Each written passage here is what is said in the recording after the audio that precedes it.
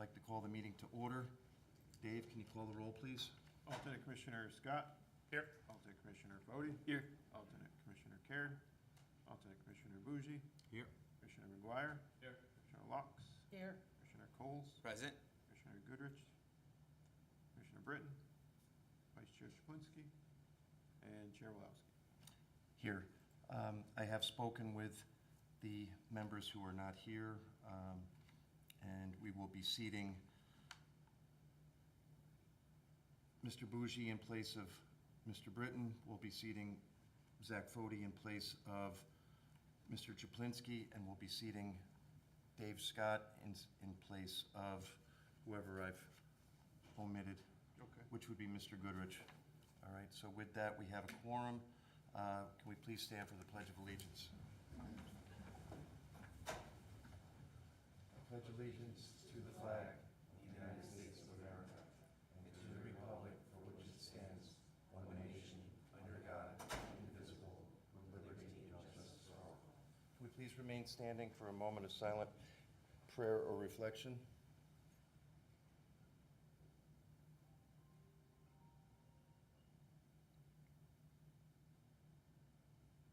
Thank you. Can we also please make sure that phones are on silent or in the car? Before we get started, I'm going to read the meeting rules and guidelines. I am Stephen Walowski. I am the Chair of the Planning and Zoning Commission. Welcome to tonight's meeting. Aside from administrative items, tonight's meeting is comprised of two parts, the public hearing and a business meeting. During the public hearing, the applicant will present the application to us in detail, which will allow the commission members and the public the opportunity to better understand what is being proposed. The commission members may ask questions during the presentation if needed. Then we will ask members of the public who support or oppose the application to speak. If you wish to speak, please raise your hand and wait to be recognized by the chair. Once recognized, come forward to the podium and state your name and address for the record.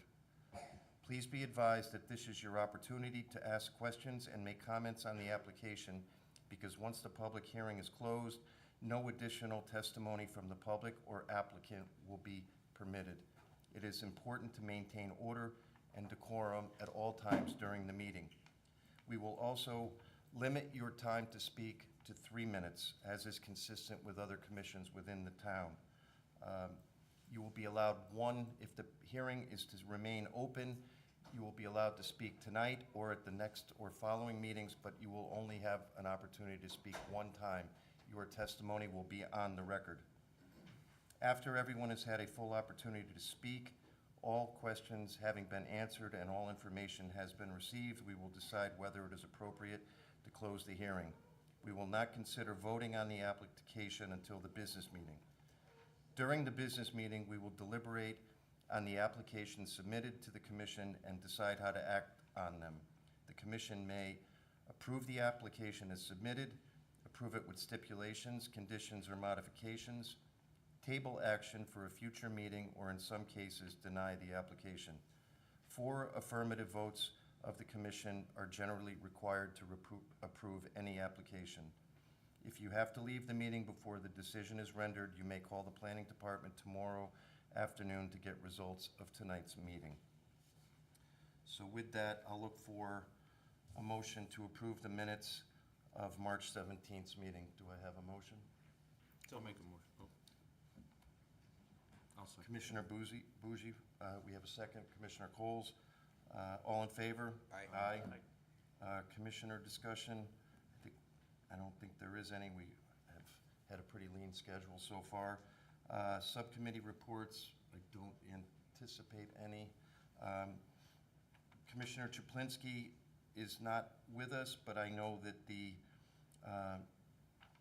POCD, committee which he chairs, will be coming up at our next meeting. So be ready with any questions you may have on that subject. So with that, I guess we are ready to move into the public hearings. Item A, Southington 2 LLC petition to change a zoning district boundary from I-2 to a B zone. Properties located at 682 Curtis Street and a portion of 115 Summit Farms Road. This is ZZ number 585. Gentlemen, the floor is yours.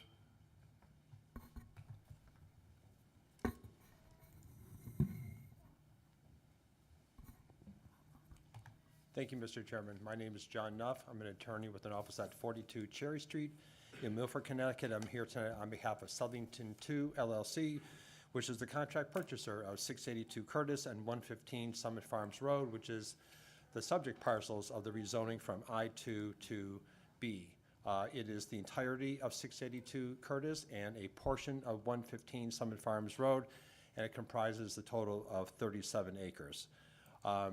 One bit of housekeeping, we provided copies of the notices that have been mailed to all the property owners within 500 feet, and those were provided to Sheila McDonald at the end of March. Our client is also a contract purchaser of approximately 150 acres throughout the I-2 zone, and that's going to be an important part of our discussion. Because not only are all these properties in the I-2 zone, but also they are part of, they're also part of the enterprise zone. And you'll know that, of course, that none of these properties have been developed despite being in the enterprise zone. And I think that's an important thing to keep in mind as we go through our presentation. As you will be discussing this evening, this rezoning of a portion of the I-2 will be a catalyst to developing the entirety of that I-2 zone and the enterprise zone, but not utilizing public funds, but frankly, private investment to bring substantial infrastructure improvements to the area. Water, sewer, roadway improvements to help facilitate the development of all those parcels. It will be a substantial economic driver for the town in a manner that has long been envisioned by the town. This is the first of multiple applications that we'll have to be submitting to you. This is the zone change application. We'll need to go to inland wetlands. We'll need to come back before you with a subdivision application. We'll need special permit and site plan applications. So this is just the first step, and hopefully you'll be seeing a lot more of this over the coming months and maybe even years. We are before the strike committee this past winter. We received a unanimous support from them. And then in considering a zone change application, the statutes tell you to do two things. The first is consider the POCD. Now, I heard you, Mr. Chairman, that you're about to embark on a new POCD process, but currently the one that's in effect is the one from 2016. So it doesn't require any sort of slavish adherence to the POCD, but you must consider it. And in considering the POCD that's currently in effect, I would encourage you to, this is on page 65, encourage economic development. The number one policy under there is continue to encourage economic development to provide jobs, provides goods and services, and enhance the tax base. With us this evening is Don Pullen, who's our fiscal analyst, and he will be describing the very substantial addition to the grand list that this zone change application can be the first domino to fall. The second part of a zone change application or a reg change application is consistency with the comprehensive plan. While you must consider the POCD, your decision to approve an application of a zone change or reg change must be consistent with the comprehensive plan as found in your regulations and your map. If you read the case law, what courts will eventually sort of filter down to in terms of consistency of the comprehensive plan is what is in the best interest of the entire community. Not of this particular property, not of the neighborhood, what is in the best interest of the entire community of the town of Southington. I think it will be very clear by the time we complete our presentation that the rezoning of this parcel and what that will enable us to do throughout the entire I-2 zone will certainly be in the best interest of the community from a number of perspectives, primarily addition to the grand list. So our first presenter is Kevin Soley, who is a professional engineer and principal of Soley Engineering, and then Don Poland, who's our fiscal impact analyst, as well as a AICP certified planner. So with that, I'll give you Kevin. Thank you, John. I just need to plug in.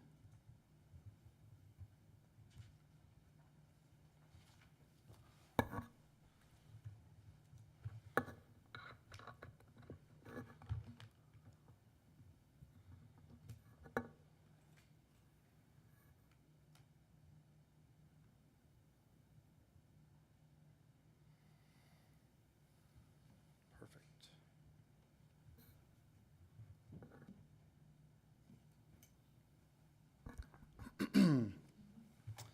Thank you, John. Again, for the record, my name is Kevin Soley. I'm a licensed professional engineer in the state of Connecticut with Soley Engineering, offices located at 501 Main Street in Monroe, Connecticut. As John indicated, we're here tonight to talk about the proposed zone change submission for 682 Curtis Street and a portion of 115 Summit Farms Road. Just to orient everyone, so this is the assemblage of properties that our client is currently considering for this potential redevelopment. You have exit 31 and West Street to the south here, Queen Street to the right side to the top of the page. And the three subject parcels identified here in red are 682 Curtis Street, 115 Summit Farms Road in the center, and then 99 Smoron Drive, which is to the north, or to the top of the page here. So these parcels are all currently zoned I-2 industrial. I'll note that while much of the town is developed, these three industrial zone properties are still vacant. And we believe there's a number of reasons that contribute to that vacancy as the sites themselves have a number of constraints which create some economic hardships in pursuing development of these parcels. You can see here again 99 Smoron Drive to the north, approximately 59 acres, 115 Summit Farms Road, just over 20 acres, and then 682 Curtis Street, which is 34 and a half acres. So while these properties lay fallow currently, there was a recent approval for an industrial building at 99 Smoron Drive. That approval is several years old at this point, and no development has taken place. We believe that is due to a number of challenges that kind of come along with the site as it pertains to access and availability of some utilities and things like that. And the additional parcels, 115 Summit Farms Road in the center, which is a completely landlocked parcel without any real access to it, and then 682 Curtis Street with the only frontage on Curtis Street, which, as we know, is a smaller road and doesn't really lend itself to support large-scale industrial development. Some of those site constraints that kind of create those challenges associated with the development of these parcels. There are high-tension utility lines which traverse the site, which create a challenge to navigate and development surrounding, in addition to some wetlands which are kind of shown on the site as well. Addition to that, there's a large-scale water distribution line, or actually two very large pipes which convey water from, I guess, northeast to southwest. And the existence of those, in addition to topographical constraints, extensive topography across the properties, really create a kind of a perfect storm where the development costs associated with activating these industrial parcels really kind of creates a challenge to encourage the orderly development of these parcels underneath the current zoning. What we are proposing, here's the existing zone map, we are proposing to change approximately 37 acres of the property to business. We believe that this will serve as the catalyst to create the economic investment necessary to not only activate 682 Curtis Street, but also the orderly development of the balance of these industrial zone properties. While the overall assemblage is considerable, we are only proposing to change a portion of these overall collections of properties to business zone. And again, it's going to really prove to be the activation of the economic investment necessary to create the opportunity for these to become contributing members to the commercial tax base. This just zooms out a little bit to kind of show the orientation. Again, West Street and the intersection of I-84 is a little bit to the south, just off the page. And then to the north, you have, or the northeast, you have the intersection with Queen Street, and then Spring as it continues over all the way to West. So this is the first step of what we hope to be a lengthy process to activate these properties. If this zone change is considered favorably by this commission, our next step would be to come in with a subdivision application, which would create a new industrial road, which would really serve as a frontage road along I-84, which would do a number of things from a transportation standpoint. It would allow for traffic from west to go through a large industrial, commercial corridor that would alleviate some of the traffic as it continues up west and off of Spring, which would provide a vital connection from West Street over to Spring into Queen in a much more meaningful way. In addition to that, it would allow for the installation and expansion of a number of utilities, which are currently somewhat lacking in the area. As part of any project, what we want to do is come to the commission and show what a potential development plan may look like if the zone change is viewed favorably. As I indicated, the construction of an extensive subdivision road, a frontage road along I-84, would allow for improved access to the approved industrial building at 99 Smoron Drive, which we believe will prove the catalyst to actually secure a tenant to see that development move forward. Additionally, it would allow for additional parcels to be developed with industrial buildings on those remaining industrial parcels. And the portion that we are proposing to change from a zoning standpoint would be able to support a large format retail store, which really is the catalyst and the economic driver to activate this entire corridor from a development standpoint.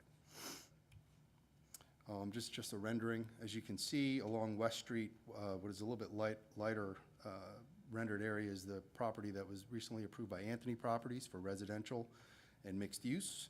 And then as part of this would be extensive improvements along West, the reconstruction of Curtis Street to create that into more of a commercial corridor road, and then obviously the extension of that subdivision road, which would prove to be that vital connection between West and Spring over to Queen Street. I want to run through some of the additional benefits that could be viewed if this zone change were approved, and it'll enable us to come through with the subdivision road. The existing water network through here includes water mains shown in pink on this plan, which run along Spring Street and then down down West Street, that don't really extend along Curtis at all. What we would be proposing is, in a future subdivision application, again, the zone change is the first step to enable all these other improvements to come through. But I just wanted to run through some of the added benefits that would be able to be implemented if this zone change was viewed favorably. This would include the extension of approximately 6,700 feet of water main extension, which would not only open up the development opportunities along this new subdivision road, but also prove to provide an interconnection in a loop to the main on Spring and West, which just improves overall reliability and pressures in the area water network. From a sewer standpoint, sewer through this area is a little bit segmented. There are lines along West Street which go south towards the highway. There's some sewer network along West as it goes to the north, and then the sewer main currently extends to Smoron Drive. What this development would include would be an additional installation of approximately 4,000 feet of additional sewer line, which would actually prove to enable that connection over to the Spring Street and Queen Street sanitary sewer network, which has a little bit more capacity than some of the mains along West Street. And I think Anthony Properties and that development, some of the delay associated with that construction starting does have to do with some of those utility limitations and access to those. And this would prove to enable considerable upgrades to that sanitary sewer network. Again, from a gas standpoint as well, there's only currently gas available in West on a portion of the project vicinity. We would be proposing to extend that main along Curtis and along the entire subdivision road, approximately 5,700 linear feet of gas main extension as well. So these are considerable infrastructure improvements, which would not only benefit the subject parcels, but would also support the additional orderly development of the surrounding parcels, which are currently underdeveloped, underutilized, and less of a contributing impact to the commercial tax base.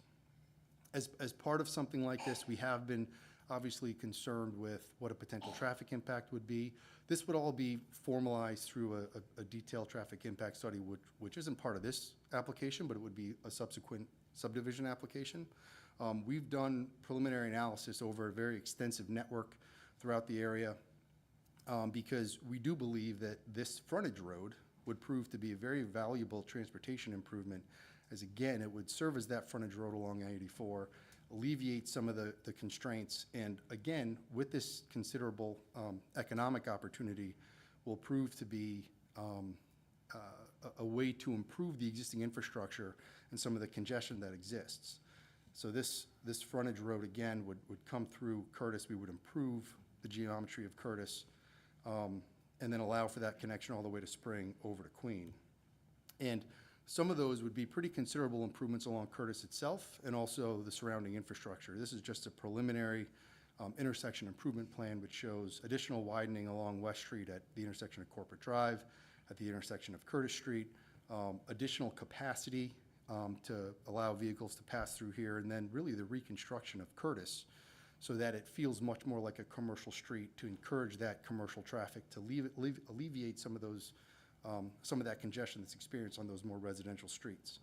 It would also include the reconstruction of the existing Curtis Street to really discourage any of that cross-traffic that comes through those residential areas today, and really prove to make this a very viable commercial corridor, again, to serve as that frontage road, to alleviate a lot of those existing existing issues and to really improve the traffic flow through this area. And again, this is, the application before you tonight is simply to consider the zone change of that portion of the property. But that proves to be the catalyst to allow for that economic investment needed to really activate the rest of these parcels. And again, we like to make sure that we come in with and share what the next steps would be if this was viewed favorably. And with that, I'm going to bring up Don Poland, who's our fiscal impact analysis, who can talk a little bit about his study to show what this additional benefits from an economic standpoint this zone change could create for the community.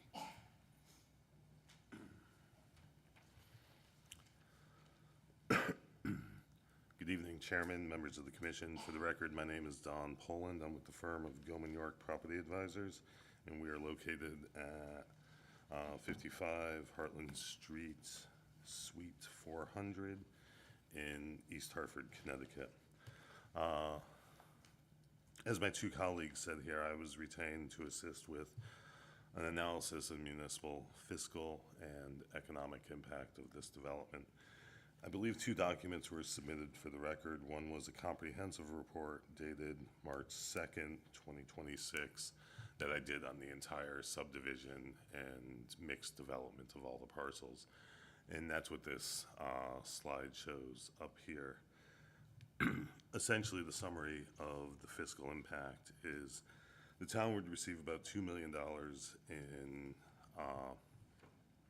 real property tax revenues and about $200,000 in personal property tax revenues.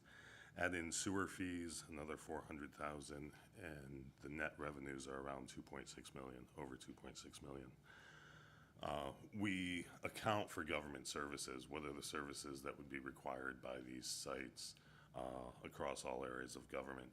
In general, commercial industrial development is fiscally positive because it doesn't tax the school system. We estimate about $550,000 in expenses borne by the town to support the development, therefore resulting in a net fiscal positive of approximately $2.1 million.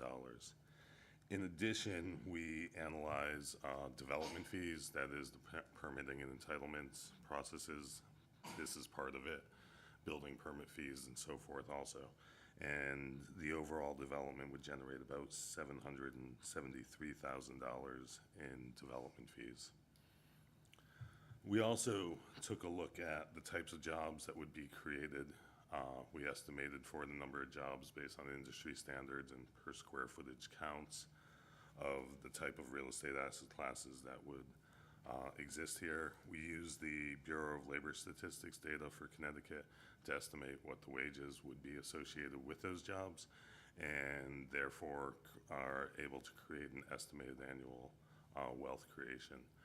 Construction jobs, we estimate at about $6.7 million in wealth creation, and the permanent jobs, once the full development is created, is estimated at about $11.5 million.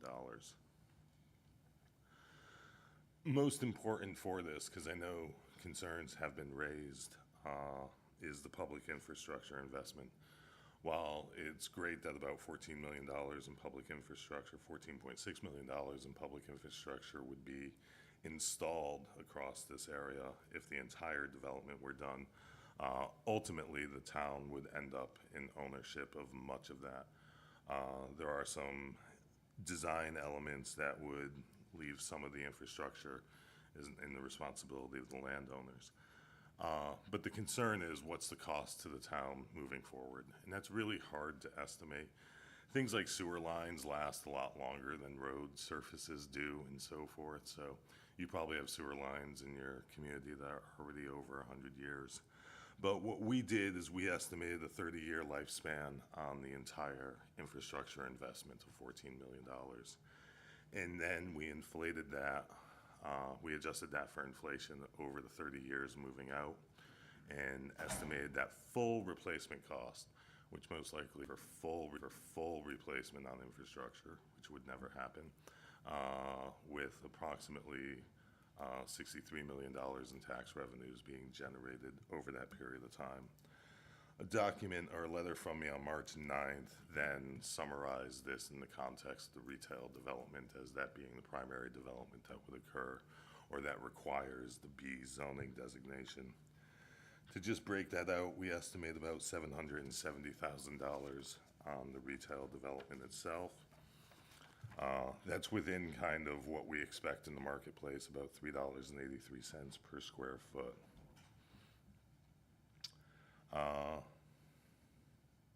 We also estimate the personal property taxes at about $78 million, and then an additional fees for sewer connection of $125,000. The cost to government, the general government services for just the retail development would be approximately $208,000. So you end up with about $973,000 in revenue, about $208,000 in expenses, and then a net fiscal positive about $765,000. In that memo, I also, because I know there has been some concerns, or there was some concerns raised when we went before the strike committee, about the potential impact of new space, new retail space on existing retail space. So we did some comparative tax analysis between retail properties within your town that are in excess of 50 years old versus newer retail properties, and looked at the difference in the per square foot tax value on those properties. And the fact is, all properties once constructed are on a path to what I call functional obsolescence. That is, every newer, more modern property can compete more so than the older properties. So as properties age, their value also tends to contract. So what we found was about about $1.95 per square foot difference between properties that were over 50 years old and retail properties that were more modern. So we provided an estimate of about, if there was a negative impact to existing retail space, you could probably account for about $200,000 in negative tax impact. So the $765,000 in positive taxes that I just mentioned would result in about $550,000 in positive tax revenue to the community. With that, I will cease my comments, and I will still be available for questions if you have them. Thank you.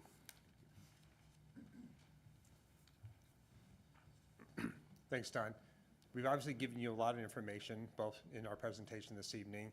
We gave you a comprehensive application set of materials, both Donna's report as well as a report laying out how we are consistent with your POCD and your comprehensive plan.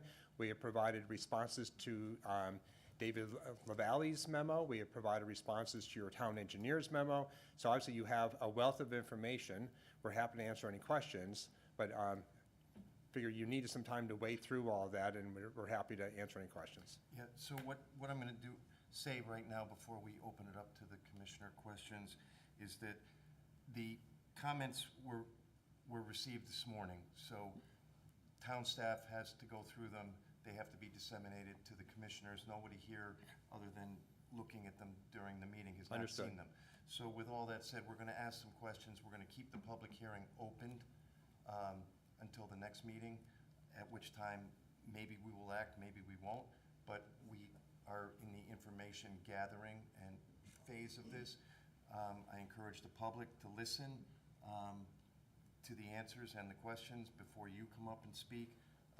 But as of right now, I appreciate your presentation, and I'm going to open up to any commissioner questions at this point.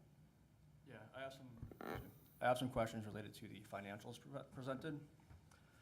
So, the tax revenue that was presented was based on, I assume, the previous, or I would say current mill rate of around 32.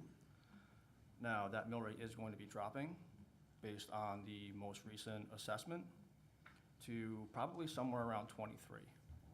So what does that do to those financials that you presented? So at the end of the day, I mean, mill rates change all the time. They go up, they go down. I'm assuming if yours is dropping that far, there's a reval that's coming into place. So ultimately, you know, you would see a devaluing of the tax values that were provided here. That being said, we use a construction cost approach to value when we do ours because there is no income being generated on the property so far. The town assessor would most likely, once the properties are constructed, occupied, and stabilized, would most likely shift to an income approach, which will change the value that is, you know, determined by that approach, which I would assume would come more in line with your revals than the construction cost approach at this point. So my answer would be the effect on taxes would be similar to how the taxes are going to affect the rest of the grand list. But it would still be, by my calculations, about a 27% reduction in what you presented. And yeah, but you could, yes, but it would still be very much so a fiscal positive. It would not go negative. You also presented a 30-year estimate Correct. on the revenue that would be received versus the cost to essentially maintain the utilities. Correct. You also mentioned that for older properties, you factor in a obsolescence. Correct. Was that obsolescence factored into that 63 million that you presented? No, because as I said, I was using properties that were over 50 years old in age. 30 years is still within the useful lifespan of a commercial structure. There would So- still be some obsolescence and Th- depreciation, th- right? There would potentially be some, but it wouldn't be as significant. But it wasn't factored in. Pardon? It wasn't factored into those numbers, correct? It Any was, depreciation? no, there was no depreciation factored in, but at the end of the day, the rates of inflation are equalized across the tax, across the mill rate and the taxes, and also equalized across the property valuation. So I would assume them to stay reasonably constant, but yes, there could be some loss of value there. You know, I would think so over 30 years. Thank you. You all set? All set. Anyone else? Well, I'll take a spin at it. Thank you, Mr. Chair. Hi, how are you? Thanks for coming out. I have a couple questions. So typically, I wouldn't talk about another development, but since you brought it up no less than 3 times, we'll talk about the Anthony development for a minute. So we just did a change to that regulation maybe 2 years ago, just to get that one off the ground. Part of the change to that was we reduced the requirement for retail space, the argument was by the developer that retail space is not selling. Why would we do this? If the argument for that entire project was, we want these dwelling units there, but we're not gonna be able to fit the retail space. And this is farther off the highway, in literally the breadbasket of our town. And I just need some help to get me there and explain why it's good here, but not closer to the highway. Gotcha. So I can't obviously speak for that developer, but my guess is the type of retail that was envisioned by that zone, I think that that zone, that it was sort of a hybrid zone, and I think it was been described to us as it was a bit of an experiment, but obviously it's going to be, it would have been a different type of retail. Whenever you have a mixed use, you're going to have more sort of service retail. It could have a coffee shop, maybe a hairdresser, maybe those sorts of things. Obviously, this is a different sort of retail project, so as I said, I'm not going to speak for that developer or how you could integrate smaller format retail, restaurant, service, into that sort of scenario. But obviously, what we're suggesting with this application is a very, very different type of retail that frankly is coming back to Connecticut and throughout the country in a very robust way. Retail, we all thought during COVID, just like, oh my God, no one's gonna go shop anymore, everything is Amazon. Guess what? People wanna go back to stores, and that's what we're seeing. No one wants to plenty of people want to sit at home and buy stuff off of Amazon. There's a lot of people who do want to go to the store and see and feel and touch and bring home that same day. So that's what we're catering to. So and to follow up on that, I guess the question I have is, we developed this West Street corridor to develop these businesses, and now we're making kind of a microcosm in and of itself. It's in almost a town in the town, where, and again, I think we're gonna need to get, and I'm gonna need more information as we go through this process. I think it'll be very helpful for me. But you talked a little bit about building up the roads, the support roads, so West Street and Curtis Street and Lazy Lane, and how that's gonna support this. I guess I need more information on that, and I don't know if that's in some of the documents that you sent in to us. I haven't had a chance to look at them all. I believe that it is, and I guess the point is that we're asking you to take away from this, is that you have this huge swath of industrial zone land. There are lots of industrial projects taking place in Connecticut, so there must be a demand, but they're not coming here. And the reason why they're not coming here is for the reasons that Kevin has very well articulated. There's a lack of infrastructure that is a monumental barrier to entry. What the rezoning of this parcel does is provide not only jobs, of course, but also creates the economic incentive to build all those bits of infrastructure so that those industrial properties can be developed. Okay, fair answer. Next question. So I don't think you gave us a very deep answer about a traffic study, but that's kind of the million-dollar question, where we're looking at, the founding fathers of our town intended this to be an industrial space, which has much fewer trip counts than a retail space does. And if this was a gravel pit or a sand pit or some other kind of industrial I-2 type of use, we wouldn't see a lot of car travel. So from what the founding fathers had envisioned for that area, especially since it's more of on an internal parcel of land to the major arterways, West Street and Queen Street, I have some concerns, and I'm sure that your traffic study will go into more detail. But I guess my question is, because we're just looking at a zone change, it's not a site plan, we're not looking at a subdivision, so we really don't know what's gonna go in there.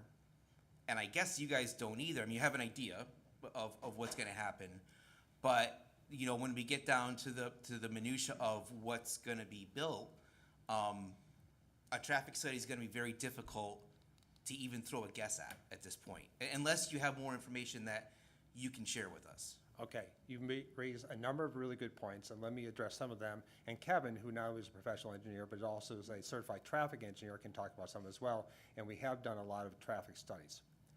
When you talk about the founding fathers have identified this as industrial. Earlier this evening, we talked about, or I heard that you are redoing your POCD, because zoning and towns have to evolve. You try something, and sometimes it works, sometimes it doesn't. And I think that the lack of any development in this area has indicated that something is missing. And I think that's what's missing is what Kevin described. In terms of the rezoning and subsequent applications, I'll be really candid. This is unusual, where we're doing a number of different applications, and I think, frankly, it would have been easier in some ways to conceptualize this if we came in with a zone change and a subdivision, and maybe the special permits. But the problem with that is that you can't submit a subdivision application without submitting a inland wetland application and designing inland wetland and drainage and everything for this entire stretch, which is a challenge. Big. But on the other, so that would have been our very first application. And then we would have been talking about traffic, and because everyone would be asking, well, what are you doing? It just made more sense to put literally all our cards on the table in the context of this one zone change, because this is the most important piece. This is the first domino that can fall to help the development here. So that's why we chose this route. And that's a bad pun, unintended, of routing to lead into Kevin, that yes, we have, Kevin's firm not only are professional engineers, but they also have a specialty in traffic. And they have done a lot of analysis. They need to do more. We have spoken to, we have had multiple meetings with your town. Lou Perillo has been really wonderful. David's been really wonderful. Your town engineer's been wonderful. All have been very generous with their time. They've been very generous with their thoughts. The strike committee was generous with their thoughts. And paramount among those thoughts is how you're going to solve the traffic. And we do have a plan. And we're not going to be revealing all of it in the context of this application. That would be premature. But we're confident that we can make improvements to solve a lot of the problems that we've been hearing about. And I don't know if you have anything to add, Kevin. Yeah, again, just to reiterate, this zone change is really the catalyst to allow for that next step, that subdivision application. And we're talking about creating 6,200 linear feet of new commercial roadway. So with that next step, if this is viewed favorably, will include a comprehensive traffic impact study. This project, due to the size and overall scale, will not only, be reviewed by town staff and anyone else from a local standpoint, but it'll also trigger the requirements to go through a DOT, OST, Office of State Traffic Administration process. So there's gonna be a lot of eyes and, scrutiny regarding this analysis to ensure that what we are proposing, the anticipated trips we would have, they can all be managed effectively within the area roadway network. And we have an obligation to satisfy the DOT that any proposed application, any proposed trips that would be anticipated through here, and any impacts need to be mitigated. That's why I kind of briefly showed that one slide that showed, conceptualized intersection improvements with Curtis and West and through the corridor, because we've done enough of an analysis where we have an idea of what this can, of the opportunities that this can create and what the trips associated with that would be. And we've done that preliminary analysis, with updated recent counts to really ensure that what we would be proposing, and that traffic impact study would come with the subsequent subdivision application. So all of those details would be laid out and established and, up for intense scrutiny. And we want to make sure that what we would be proposing would work, right? I mean, it's that whole concept. Traffic has a way of finding equilibrium, but if there's congestion and it creates challenges, they won't come. And nobody wants to make this level of investment. We're talking almost $15 million of just public infrastructure improvements that would be considerable. No one, and again, that zone change to the commercial, to the business, is the catalyst and the driver to create all these improvements and to really activate the rest of these industrial parcels, which are currently, very challenged in developing under the current zoning. Let me add one more thing. And mentioning Lou's name reminded me. So Lou's here, of course, And you reminded me, so when we were at the strike committee, I just want to be very clear. I don't want to, I want you to give the impression that there was a vote taken. He reminded me that we received positive comments from the members of the strike committee. The chairman is a member. He did not offer an opinion because he's the chairman of this commission. So I just want to be very accurate in terms of portraying what took place at the strike committee. Fair enough. Heard. Last question. So you did also mention, and I want to kind of follow up on Commissioner McGuire's questions about, and again, I'm not talking about money, and I don't really want to focus too much on that because I don't think it's really a place for us to look at. But I will look at, as we discussed, the POCD and how this will affect, and to set the table from what you put out, investment in this will then, in the way I took what you said, will diminish investment in our existing town. And so, let me finish. I know you're ramping up for this one. So, you know, if something is over 50 years old, we have an old town. We have old buildings. And we are fortunate when a building is renovated and brought back up to modern standards and becomes flashy and people want to come downtown. We have several factories downtown that, you know, are vibrant now and a hub for culture and excitement for our community. But that happens because somebody wants to go to an old building and fix it and make it special.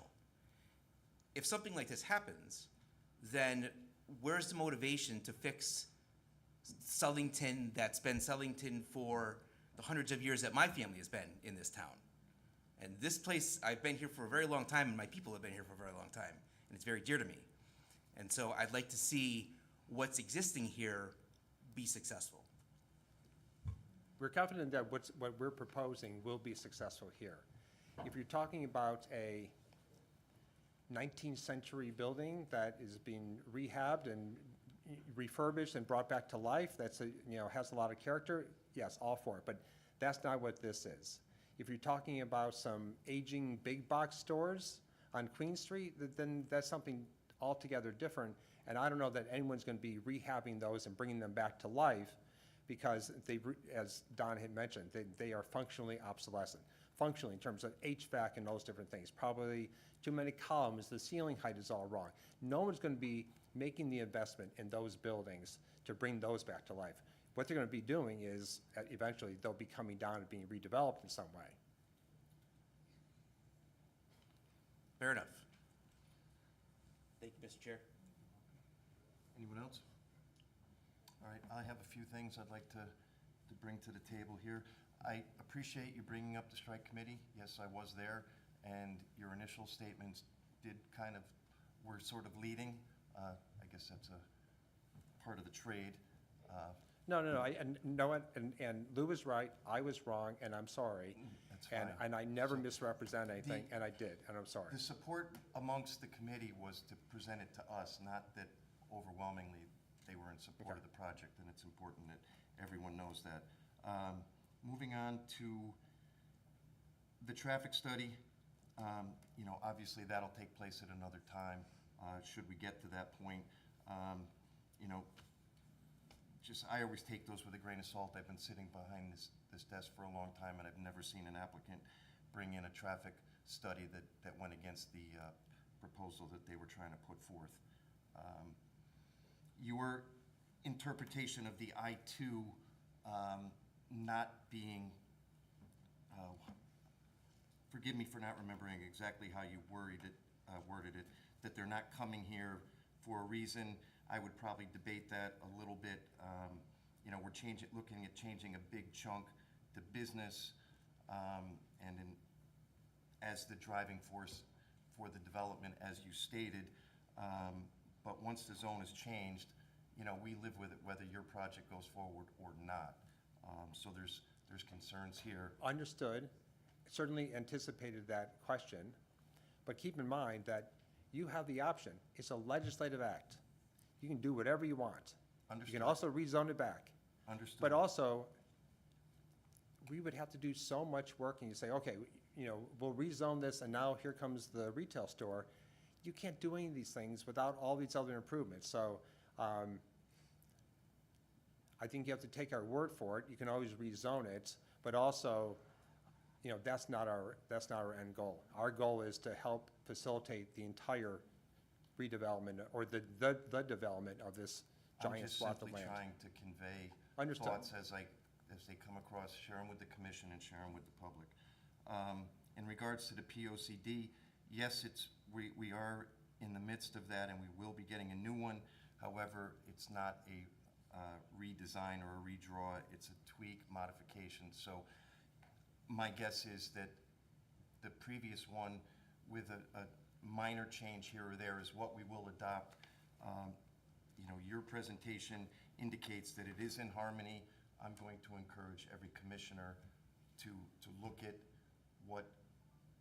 and draw your own conclusion. Look at the proposal and then draw your own conclusion as to whether or not it is harmonious with the POCD. This is a big decision, obviously. And I think I'm gonna listen for a while. Have you stated everything that you're looking for? No, and just let me revisit the POCD issue for one last time, and I'm sorry if I'm belaboring it. What the statute says is you consider it. David's memo to us asked a lot of questions about the POCD, and we did our best to respond to it. There are some things that I would say are inconsistent within your POCD, because you may have been thinking about one goal for a particular area of town and a different goal for something else. But if you look at them in their totality, some of them can conflict. Like one is encourage the reuse or redevelop. Well, that's that's directing the town to somehow encourage that, whether making some perhaps other regulation changes for the areas where some of those more obsolete buildings are located. So I don't think, and I think we've given you a lot of information, a lot of the provisions in your POCD with which we are consistent, and we're just asking you to consider those. And that's all that you're required to do by statute. I certainly appreciate your comments, but you have to, from our perspective, you have the knowledge of the comments and the responses. We haven't seen them yet. Understood, So understood. once we have a chance to evaluate all the information, we'll be able to, again, form our own opinions. Of course. And decide on that. So if no other commissioners, go ahead. Just to follow up on something you said about changing it from I2 to business zone, and that being a legislative act, and we could just change it back. So based on that comment, at what point would the current owner be comfortable with, say, us deciding to change it back to I2? I think that let's play this out. Yeah. Let's say you rezone this one, it's now April. We continue our hearing in May, and maybe you take a vote in June or July to approve the zone change application. And we say, terrific, we're going to come back. At that point, we now start our wetland application and our subdivision application. Kevin's team of people is going to be spending many, many hours figuring out where every drop of stormwater is going to go on those entire 150 acres? 114, 150. 100-plus acres. It's a lot of work. We come back before the Wetland Commission. I would imagine that the preparation of that application, the wetland application and the subdivision application is what, 6, 7, 8 months, Kevin? Well, we're pretty quick. Okay. A little less than that. I mean, Okay. Yeah. You will know soon whether or not we're coming back. And I would say probably within a year, probably less. Yeah. But I don't want to rush it. But you will know between 6 and 12 months, if you approve this, that we are coming back, and we will be coming back in a very big way, which is what Kevin showed you in terms of the total subdivision and all the wetland impacts, including the creation of that new road. So that will be a very substantial undertaking for all of us. And I would just, I would just add to that. I've had the benefit of being an engineer for quite some time now. And I think just the impetus of considering and approving the zone change, I do not think it would result in an application without all of these other significant infrastructure improvements. The parcel that we're talking about couldn't really serve and provide for retail based on its location without considerable additional economic and infrastructure improvements. So that subdivision is really a critical step, which would again, would be after this. But that subdivision is what is really necessary to actually even create this, a viable development parcel from a retail standpoint. So without that considerable infrastructure, I don't believe that if for some reason the subdivision didn't come through, I can't envision a scenario where you would see a retail application on this property that wouldn't include that considerable, road creation, infrastructure creation, and economic investment. All set? I actually don't know that you answered the question, which was, at what point would you be comfortable, was that even an option for us to move this back to I-2, as he suggested? They already have a building permit applying conditional zoning. Through the chair, the easiest way to get that response would be from the applicant's attorney. Right. No, so yes.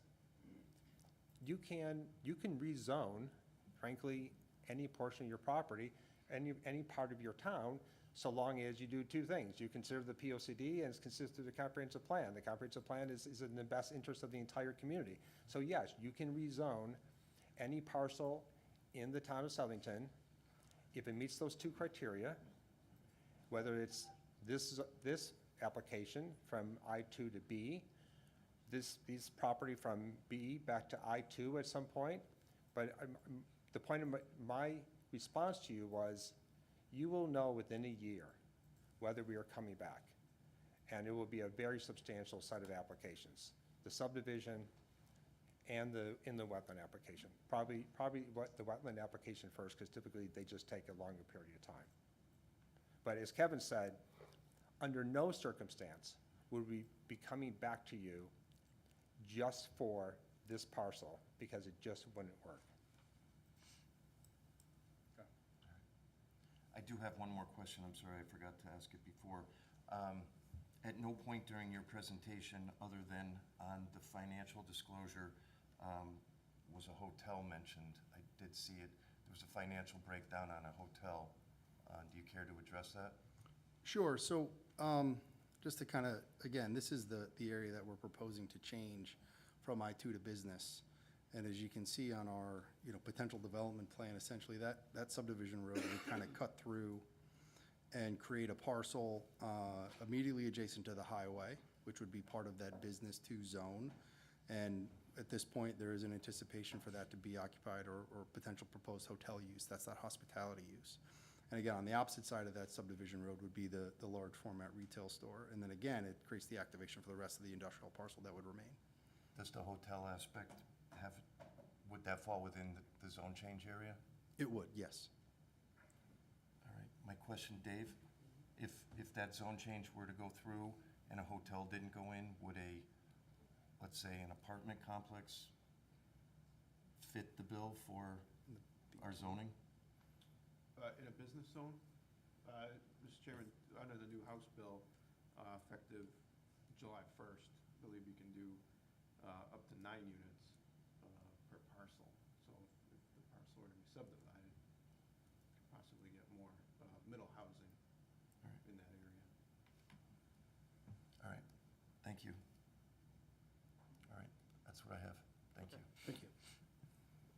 Before I open this up to members of the public, I'd like to ask Lou Perillo, our economic development expert from the town of Southington, to come forward and speak. Thank you, Mr. Chairman. Lou Perillo, Southington Economic Development Director. Thank you for the opportunity. I just want to clarify a few points of what our strike committee does and whatnot. The applicant comes forward with a proposal. All right, he tried to come in earlier. We could not accommodate him. His timing probably came in perfectly because we were dealing with financial aspects of a major tax increase, reval, and whatnot. When a developer comes in with certain proposals, the strike committee or the voting members of the strike committee can either recommend something, give a consensus, or they could reject. And the whole idea is to save developers some money and save our reputation from having developers come in, get beaten up. Most people want a quick no rather than a lengthy battle. Some of the ideas in the committee were mentioned by some of these commission members. Very thoughtful, very good comments and questions. The committee preferred to have a private road. We preferred to have the subdivision come in before a zone change. But, they preferred to do the zone change because it's more cost effective. To spend the money on a subdivision and then not get the zone change can be considered problematic. Dr. Poland is just incredible expertise. Commissioner Cowles asks wonderful questions. What happens to an existing functionally obsolescent building? Given the new codes, can you get residential in some of our existing buildings? So these are concerns. As this commission knows, I don't generally recommend giving up I-2.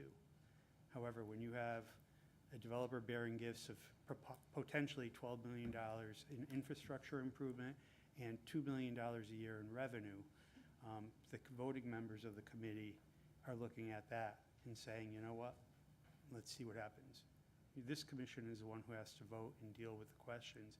We needed more information, but at the committee level, it's rather difficult. The committee was a public meeting. We weren't trying to hide anything. But we need a lot more information. So if one of the questions and comments is, if you change it from I-2 to business, can you change it back? Well, I think you have to get some legal authority on that, because what if the owner doesn't want to change it back? We have changed properties where the owners have not appealed, but you could be valuing it. The other question is, what happens if he wants to keep it business and comes in with a different application? So I'm trying to be objective and give fairness and balance in all the information that's out there so that you know. I mean, we talked about, for example, Churchill Street. The applicant had a contract on the Pepsi property between Corporate Drive and Curtis Street. To me, that was extremely valuable. We had a potential of connecting Churchill to Corporate to give the residents in that area access to signalization. We had an accident a month on West Street. So between Curtis Street and Spring Street and a little bit beyond. Those accidents are high rate of speed. They call out our professional services for ambulance and fire.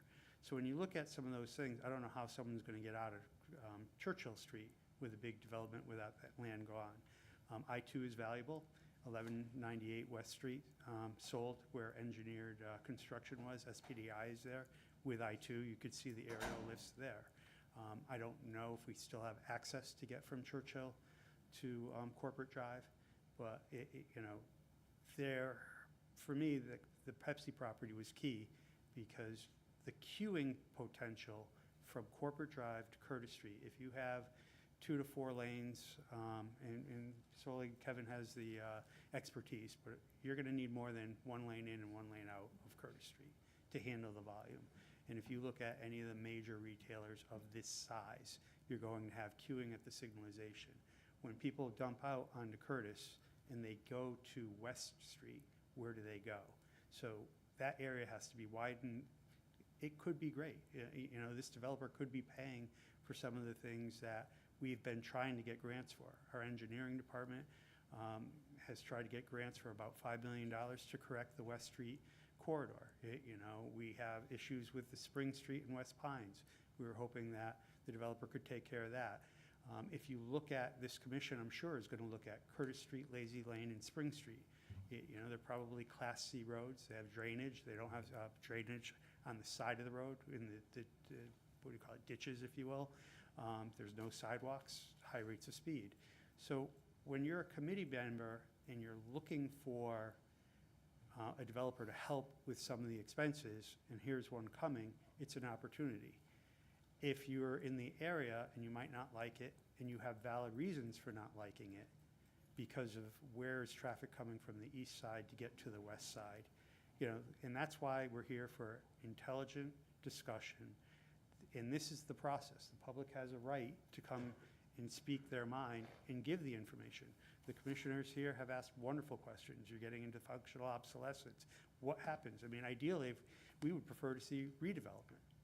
That's not what's being presented before us, and that doesn't get you the infrastructure, but it saves a developer a whole heck of a lot of money.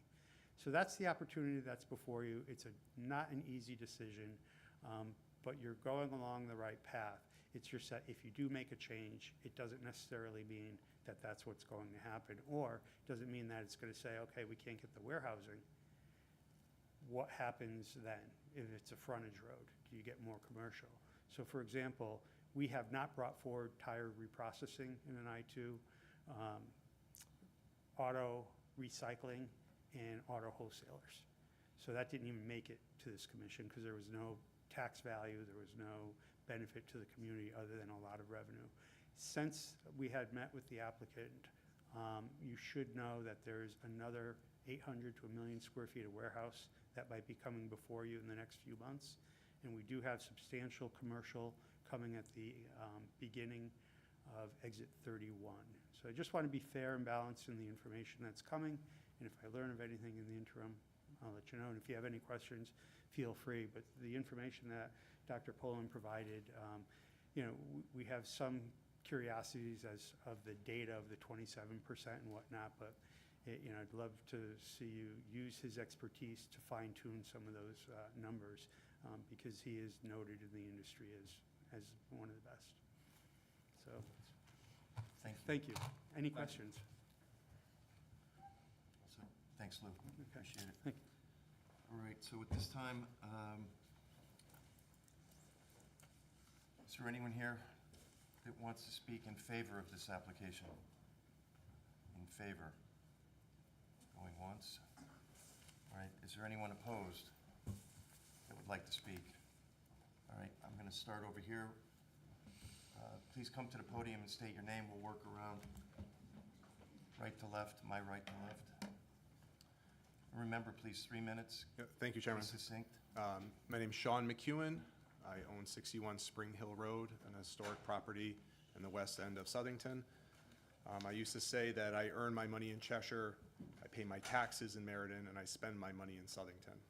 And about 5 years ago, I was fortunate enough to buy what we argue is one of the most beautiful homes on this side of town. It's a 1900 farm home, originally owned by the Zarella family. The land that is adjacent to this was once the farm owned by the family who owned this home. We moved here for the community value of this town. Some of the points that I've heard Justin and Caleb really reiterate tonight is why we're here. We love this town. We love the trail that this development is going through. We love the restaurants. We don't need more stuff. There's things that are dying in this town that can be redeveloped to put our efforts towards that. By the words of these very eloquent men over here, they've used the words of like a catalyst, the first domino to fall. But eventually, all of that will once be obsolete as well. If we are going to not look at some of the obsolete buildings in this area and to help redevelop that, we're going to just accelerate their rate of obsolete to their death by building new next to it. I see some of the jobs that are going to bring into this town.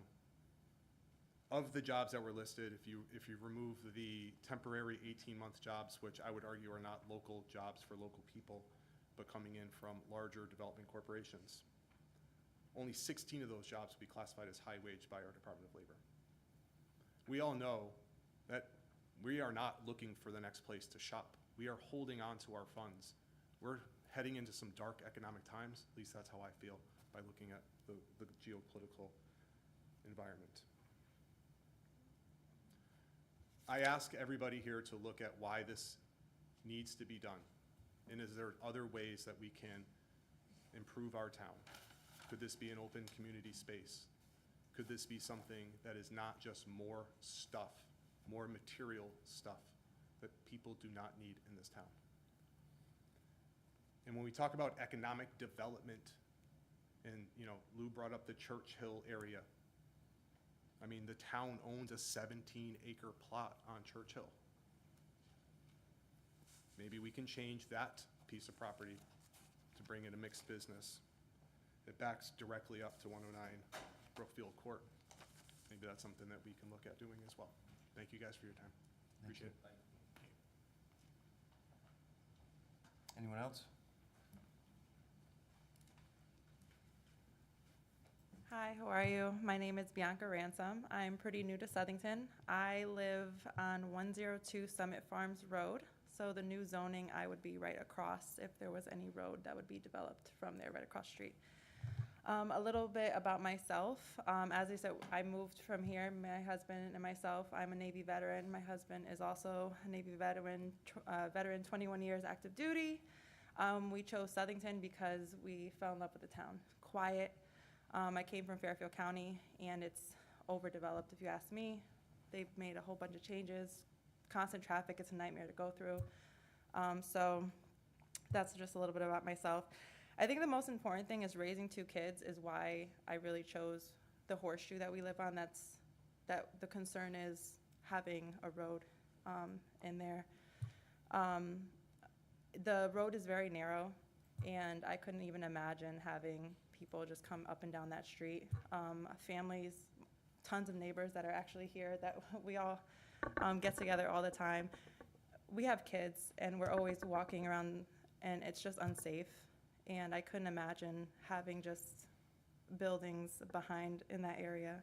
So I know there's a lot of the bigger picture and everything like that with money and stuff, but Southington is such a beautiful gives that kind of like old town feel. I would hate to lose it, and I would hate to be someone that literally looks directly on top of that 115 Summit of what is going to be rezoned. And it would be unfortunate to have to, make sure that the kids stay away from any cars or just hazards there. So that's mainly my concern. I appreciate your time, and thank you. Yeah, if you, just for 1 minute, I'd like Yes. to just point something out to you and Okay. the public in general, is that if this applicant was not asking for a zone change, they would have submitted an application under the I-2, and if it met all the regulations, we would have no choice but to approve it. So this isn't a matter of can it be developed, it's how they're approaching to develop it.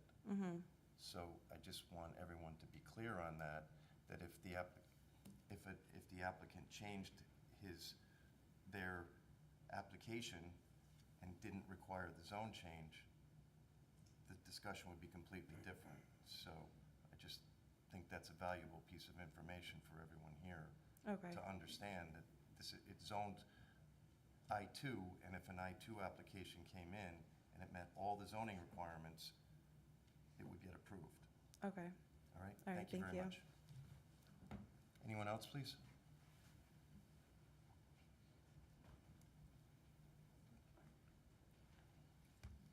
I have more of a question. State your name, please. David And Pursuti, I live address. on 103 Summit Farms Road, which is right next to 115. I don't think it was ever talked about, but there's that right-of-way, that little sliver of land that connects to Summit Farms Road. What specifically is the plan for that, if any? I don't know if that was talked about. I think what I saw on the map was just that portion or parcel of land that didn't connect to that parcel of land. Is there any plans for that parcel of land? And then the other map also showed a lot of the development along 84 and that frontage road or planned frontage road, but didn't really show much closer to the neighborhood. I just want to get more clarification or specifics of what the plan is or could be connecting to the neighborhood. Well, we're gonna let everyone else speak, and then the applicant will come back to the podium and address the question. I'm assuming he's writing down the questions that are gonna be asked, and they'll be allowed to answer the questions one by one. Thank you. Okay? Thank you. Next, please.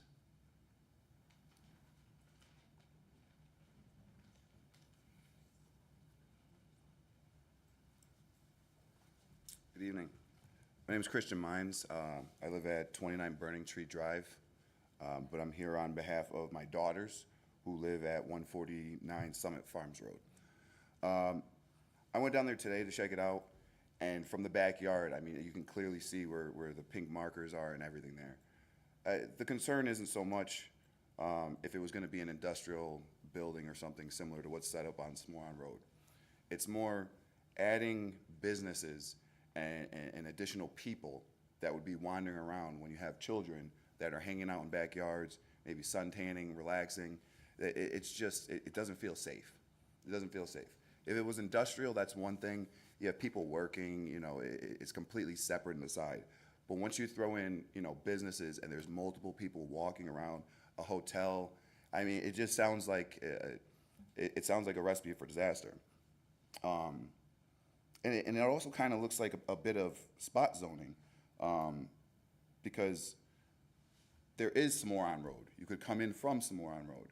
There's the break that he just mentioned. There are other options to not specifically put it literally in the backyard my daughters are. So the Supreme Court generally affirms zoning decisions intended to preserve property values and neighborhood character. So if you guys make a decision that that's the reason you want to deny this, you know, we have court precedent in the state of Connecticut that an appeal probably wouldn't work, or it would be more difficult. Appellate courts have held up decisions of towns' judgments that it would adversely affect property values or cause other detriment to the neighborhood or its residents. Property values are definitely going to drop down if you have all kinds of stuff like that. It's just going to happen. When people come to look at the house, if they're going to purchase it in the future, they're going to see everything from the backyard. They're going to see all this mess and everything like that. When people purchase a house in the first place, they purchase it with the right knowing that it's not subject to change to that level. It would substantially alter the character of the area. I just don't know, was there a mistake in the original zoning? I know you kind of touched on the original zoning in the first place, but it was just for industrial. So, I mean, unless there was a mistake or like a real need to change it, I don't see why we would change it just to add more stuff. And I believe there was also a case from the Supreme Court regarding the Gibbs area, which is the welding shop, which is right at the corner when you come off the highway. And it was pretty much the same exact thing. Gibbs wanted to get bigger. They wanted to use that area, change it, and it was found to be spot zoning. I mean, it's kind of like the lead case on spot zoning for Connecticut, and it happened right here in Southington. So there's plenty more I could say. I don't want to take up any more Yep, time. I'm but going to have thank to you. wrap it up. Thank you.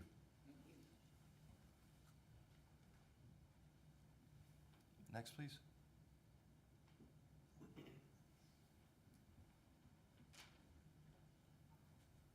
Good evening.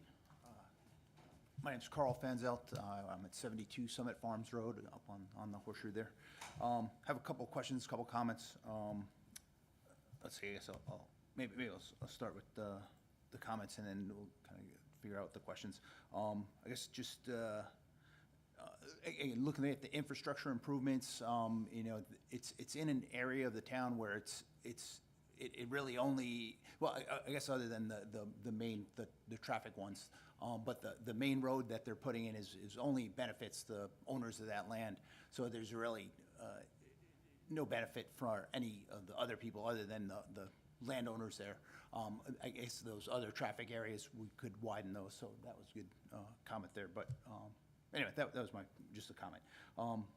And then I guess interested in more details on the financial, just as far as optimistic and how well, I thought there were good comments by the council on that. So I guess questions I have, I guess I was just interested in why the commercial goes all the way up to the back of the residential area there. Why is that, why does it need to go that when the buildings, they seem to stop way before that, even before the power lines? So it seems like that's excessive increase in commercial that isn't even needed for the plan. So that's kind of just a question. The second was kind of to echo, I guess the right of way there. I guess that's kind of a concern. And to your, appreciate your comment there. I guess how do we get rid of that? I guess that's a question to the council. How do we get rid of that right of way that is in between those two houses there, so that could never be developed as a road and be put through? Is that something? If someone owns it, it's theirs. So I guess who owns it? Is it part of that industrial land? We'll Is let that- Dave answer that one. Yeah, through the chair, so you can't access industrial through residential, so unless that changed to residential, you wouldn't be able to put a road through there. Okay, and that's why the plan right now doesn't have a road through there. There's no way to put a road through there? Okay. Okay. You're not allowed to speak from the. Oh, okay, yeah, so I guess the question then would be, if that commercial went through there, can you go to commercial through the residential? No. Yeah, okay.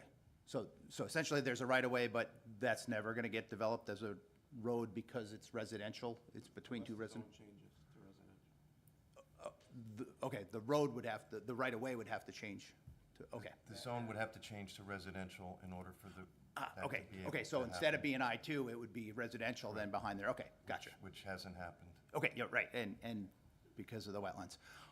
Yeah, and that's, and kind of goes into the third question is, looking at the wetlands there, some of that area is probably the wettest area that's back there. I'm going to And- stop you there. That's not our purview, so Okay. discussing wetlands. Okay, okay, Your all right. time is up. Thank you. Okay, yeah. Okay, yeah, very good, thank you. Next, please.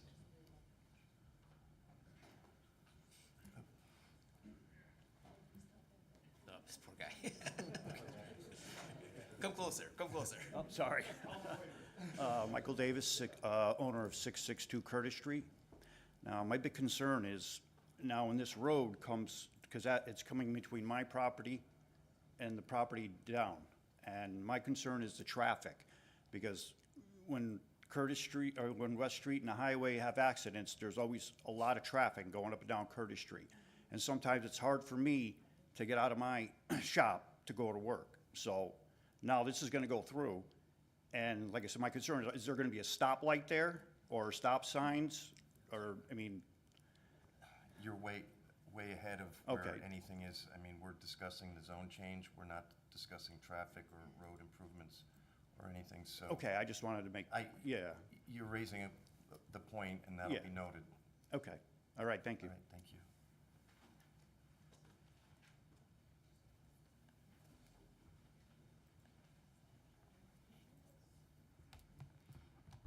I got a timer, so. All right. Good evening, members of the commission. My name is Roy Walton, and I live at 140 Summit Farms Road. I'm here to respectfully oppose the proposed zone change for the property at 682 Curtis and 115 Summit Farms Road. I believe that this is bigger than a simple rezoning, but rather it's a decision that could negatively impact our community for decades. First, the proposal introduces a level of development that is simply incompatible with the surrounding area. This is a regional, high-traffic commercial development that will be directly adjacent to established residential neighborhoods, and it's not what we need. We need more revitalization, more families, and more community resources, not another Home Depot, Lowe's, BJ's, or Holiday Inn. No disrespect to those institutions, I love them all. Second, the traffic impacts are significant and concerning. The proposal even acknowledges this. They say West Street cannot accommodate the increase in traffic and will require additional widening, additional lanes, and signal changes. It's indicative of the strain and the incompatibility of the project on our local infrastructure, and it's going to increase the congestion that we all already endure on West Street, Curtis Street, and Spring Street, and the surrounding roads, and it will negatively impact the safety and emergency response times within town. All right. Third, it appears to me that this rezoning is being driven primarily by financial feasibility and not sound planning. The applicant admits as much, saying the current zoning makes it so development is not economically viable, but we should not make zoning changes simply to ensure the profitability of private developers. Rather, zoning exists to protect the long-term interests of the community and should be made to accommodate the, changes should not be made to accommodate the economics of a single project. As this would be an incredibly dangerous precedent to set for this commission, I encourage you not to rezone this land, because then you would have similar changes being requested in the future, and it opens a Pandora's box. Finally, I acknowledge the tax revenue and job growth, but I think the long-term costs severely outweigh these, and that the community is being severely undervalued, and that not all growth is good growth. Finally, in closing, I urge the commission to consider whether this proposal truly aligns with the long-term visions for a town, or whether it's a short-term gain at the expense of community, safety, and sustainability. I just moved here 2 years ago, and I love it, in large part because of the balance between commercial interests and the community. But how can you convince me to choose to stay here, start a family, and be a part of this community if I know my elected officials will choose the commercial interests over the people every time? Therefore, I respectfully ask each and every one of you to deny this zone change application. I don't think it's right, and I appreciate your time and consideration. Thank you.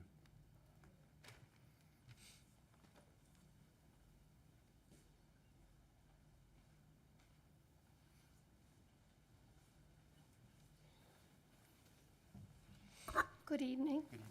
My name is Ellen Slipsky, excuse me, 80 Milcon Drive. I've been here before other projects, and the main reason I'm here is because the traffic is horrible. I agree with everything that person said over there, and the POCD basically isn't, the PLCD for 2026 should be utilized with this project, not the one from 2016. I understand there was a meeting at the ZBA for someone else on West Street, on the Pepsi land on West Street. And I believe it was tabled because the statement was we should wait for the 2026 PLCD to see if they're going to build a hotel, I believe, and a restaurant. So I don't think that was approved at that time. The PLCD from 2016 talks about West Street development, and this looks like an extension of West Street that we're doing with that building. Plus, you have other projects with the West Street development with the 255 apartments, and my concern is the traffic. That's why I've been here before talking about the traffic, because, for an example, the study they did on that project, they only did a study of 3 days for a traffic study until someone complained that that wasn't a valid traffic study, so they added 3 days on it. And that doesn't make sense. The traffic study should be looking at all the areas in that areas like Lazy Lane, Curtis Street, actually Juniper and Gannett, because when that building goes up, and also this new project, people are going to go out Curtis Street, and they're going to take Lazy Lane or Curtis Street or Juniper and go out to another area for the light, because that's a short area. And my understanding with the POCD, they have to do they're recommending a traffic study of Route 329 as part of the project, and that hasn't been done yet because of all the traffic, because it can't handle it on West Street. So we're gonna have the same problem. And there's a lot of trucks, and I'll give you another example, the CWPM building. They had the building in there, they never had a public hearing, and I know Please it stay has on to do. topic. This is what we're not discussing Right, but that. they didn't have traffic studies done. They had permits through the state of Connecticut, and it never went back to the town to do a traffic study for the traffic to go back and forth. So Again, we we're have that we're traffic. That's why it's discussing a zone important. change here, ma'am, okay? I'm gonna give you a couple more seconds, but you need to wrap it up. Your time is Okay. up.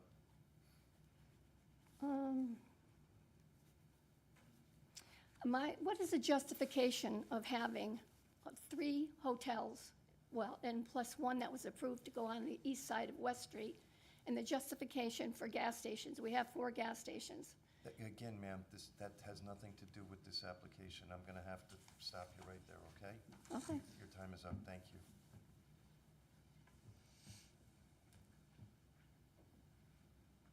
Anyone else? Going once? Through the podium, please. Nathan Primus. I live at 102 Farmstead Road. It's about 5 or 6 blocks from the site. Just that these fine gentlemen presented so much information for us digest tonight. I'm wondering, is the public going to be allowed the chance to comment again at the next hearing? Or submit information The at that public time? hearing will remain open, and anyone that has not spoken tonight will have the opportunity to speak at the next meeting. All right, thank you, because a lot of information. And thanks for volunteering your time. I appreciate you guys all being here. Thank you. All right. Is that everyone? Patrick Schlosser, 54 Summit Farms Road. I had a couple Could of you say questions. that again, please? Patrick Schlosser, 54 Summit Farms Road. I just had a couple questions. I was wondering if you guys all received an application. It was like 60, 70 pages long. Is there a way that we can get copies of that to see that? Or is that confidential? Or Everything's on the town website. Everything's In the on planning it. and zoning. If you go to the town website, planning and zoning, tonight's Okay. agenda with all the documentation from every application that we will see is there. Okay, thank you. And I'd just like to say that these fine gentlemen did a great job tonight, but it's a big ask. I understand that with it zoned as I-2 now, and if the proper application, it would not be a question as if, but when or how. But it's a big ask not to do all the due diligence and have all the I's dotted and T's crossed per se, as far as the information about just what's gonna be there, how much, and exactly where it is. You know what I mean? It's a big ask not to have all of the information. That's all. Thank you. To elaborate on his question, I would encourage everyone to go on the town website, look at the plans, look at the engineering, planning comments, and look at the applicant's responses. Okay, that's what you're gonna see. Everything, all the information that we're going to base our decisions on is right there for you to read, and you'll be able to spend an appropriate amount of time doing so. Everything will be on the website. Yes, ma'am. Okay, so with that said, I'm going to invite the applicant back up to address any questions that were asked this evening. Thank you again, Kevin Soley, for the record. You know, the primary thing I want to address had to do with some of the questions regarding the neighborhoods on Summit Lane. So, excuse me, Summit. So there's an existing, as I think it was pointed out, there's an existing small portion of property that does abut to that, but there is no intention ever to create, at least for our development team, any kind of connection or anything. And I think it was mentioned by the planner that, you know, access through a residential street to a commercial or industrial development isn't permitted anyway, so that certainly wouldn't be something that we would consider. And just, you know, that neighborhood, that residential zone, basically abuts this existing industrial property, and there is a high-tension electrical line that runs through there. Additionally, along that corridor, there are some regulated areas and wetlands. So this proposal would actually maintain an extensive buffer. We'd maintain separation. There would be no connectivity or you know, we believe any real impact on those residential areas. And in fact, the construction of this frontage road, we believe would substantially alleviate some of that traffic that currently goes up west, takes a right on Spring, and goes to Queen. We're creating an opportunity to really intercept all that, and then, you know, extensively reconstruct Curtis Street, so it would no longer be that narrow, windy road, and that would provide that connection through that frontage road along 84, connecting the two commercial, you know, those two commercial hubs. So we think, again, this infrastructure investment, again, as the zone change being the catalyst for that, that really actually significantly improves how some of that congestion, how some of that traffic flow through here, and again, maintains that extensive buffer to provide that protection for those residential neighbors. Stay here for a second. I think this is really important because, as the neighbor said, there is a sliver of a different parcel. It's actually, I'm looking at the town GIS, 109 Summit Farms that connects to the residential road. It's actually outside of this development. Right. That is not part of our application this evening. But here's the point. That is the only frontage that parcel has on any road, is through that residential neighborhood. 115 has no connection to any road. I think, and you follow through, looking at the town GIS and looking at the individual parcels, and you ask yourself, how do I get here? And the fact is, you can't.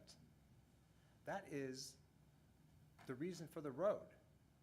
That's why nothing's happening here. That's why nothing will happen here, absent a lot of money that can be created by this retail portion so that we can create that road so that you can get to those parcels, and so that if some reason the parcels get developed at some point, you're not driving through a residential zone. So I think, as people are sort of going on the website and taking a look at the agenda and all the documents there, also look at the town GIS, look at the relevant parcels, and ask yourself, how do I get here? How would these ever be developed? Thank you.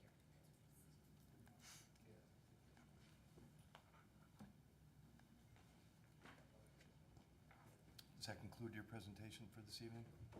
Yep, that's it. Unless there's any other questions. Caleb? Yes, please. Yeah, thank you. And again, I'm just gonna kind of go back to, you brought it up again, and I will take you on your word that you will have to have extensive roadway infrastructure improvements to make this happen.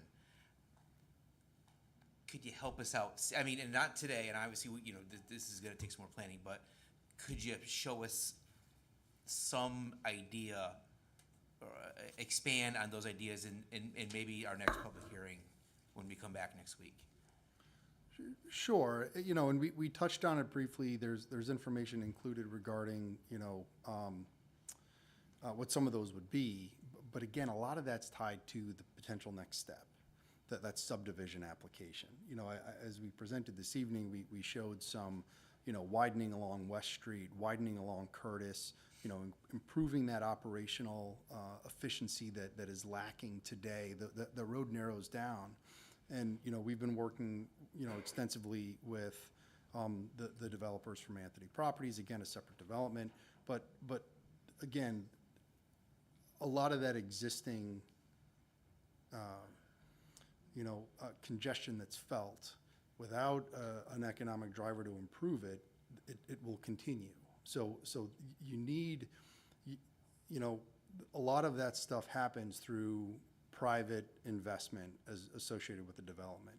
And again, the Department of Transportation, as West Street is a state road, the Office of State Traffic Administration, which regulates projects such as this, they're going to require and mandate that any development that has any potential impact mitigates that impact and improves the operating efficiency through the corridor. So again, anything that's experienced today, this is the potential to improve that as part of that economic investment. All right, thank you, gentlemen. One more thing, I just wanted to put there. And then the last piece of that is, and I think is best for the record, the right-of-way that is to the south of Summit Farms Road, it looks like, I'm not picking on your house, 149 Summit Farms Road is the closest to that right-of-way. The right-of-way looks like it's about 250 feet wide. And I believe it also traverses a wetland stream. So just to be clear, so we can go on the record with this, that will you be able to build in that right-of-way? No. And Will you- it's actually outside of the development area that the applicant is considering. All right, and then will you be able to build in a stream bed? No. Which is also about 100 feet from, again, I'm not picking on your property, 121 Summit Farmers Road. It runs pretty much parallel with the New Haven and Northampton Canal line, but it's a little bit farther in. I know, again, I'm looking at the GIS also. Yep. I haven't traversed through your woods. But that's not buildable land. Correct. Okay. Yeah. All right, thank you. Thank you, Mr. Chair. By the way, if you think it would be helpful, and as the chair said, this isn't the Wetland Commission, but if you want us to show you an overlay of where the wetlands are, but we obviously took that into account when Kevin created this. So obviously, we took the wetlands into account. If you wanted us to depict it, just to give you some reassurance. I think it would be helpful Sure. to show what the setback would be from that neighborhood. on what limitations you would have with regard to how far up you can build. Sure. I think that a lot of people's fears, and mine too, this is the NIMBY of NIMBYs. This is literally not in my backyard. So how far away from everybody's backyard is this gonna be if this happens? Right, which is why I wanted to show this plan, because there is a very wide swath of property that would remain undeveloped in its natural states in the back of this parcel near Summit Farms Road. So, and I know you're gonna say, but you're rezoning it. I get that, but if the road is down here, this whole area would remain undeveloped. And we'll I'm figure- just having a hard time understanding No, I what know. this map's all about, just from this angle. Maybe it's because the lights are on, but is, I'm happy to show you. Can I walk? yeah. Nobody has a laser pointer? Laser pointer in the crowd? No one? I hit my finger, I'm done. Yeah, and I can actually, Do a little Vanna White action? Uh-oh.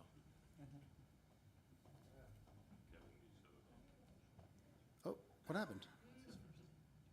Oh, hang on. That's weird. If you want to grab the light behind you, that actually might help with, when we get to, when we get to that part. Can you zoom that at all? I can, and I can actually, You want to zoom in a little bit, Kevin? yep. There you go. So the whole point is, you can see all the land that's going to remain in its natural state between the retail building and the homes on Summit Farm. So there's an existing buffer behind those neighbors of extensive wooded vegetation. Then there's the high-tension line easement, which runs through there. And then we'd actually be preserving an additional wooded vegetated buffer under its current conditions, you know, from the limits of the easement on the opposite side of those neighbors to the edge of what we'd be considering developing. So we can certainly provide, you know, at the next hearing, you know, some more specific measurements so that there's a better comfort level as to how much of that, you know, would remain in its natural state to really reinforce that Summit Farms Road, Summit Hill Road, those neighborhoods, you know, are certainly would be protected with our development plans. I'd appreciate that. Thank you. Sure. And just one question. What's that development to the left? This? So more towards West Street. This was we're just depicting the Anthony Properties development that was approved by this commission. They're currently going through some utility coordination prior to commencing construction. We just like to show it from an overall master plan standpoint, how it would kind of coincide with the proposed anticipated plan and zone change. Okay, thank you. Everyone good? All right, thank you, gentlemen. Thank you. As we discussed, we're going to be leaving this public hearing open. Dave, we don't need a voter on that, do we? Moving on to item B, Isaac Diaz Soto, Innovat Modern Design and Build, LLC, special permit application for parent-grandparent apartment addition, property located at 1286 Mount Vernon Road, Zone R2025. This is SPU number 727. Nobody wants to hear about the grandparent apartment? Not on that side, no. I was on the other side. Justin, please ask if you recognize versus just voting. Oh, okay. I try to raise my. Oh, how would I do it? It'll get questioned. We'll flag them down. What is it called? Just, do I just say, it's like, The same as me. oh, sure. Let's get rid of this. Let's see if we can get to.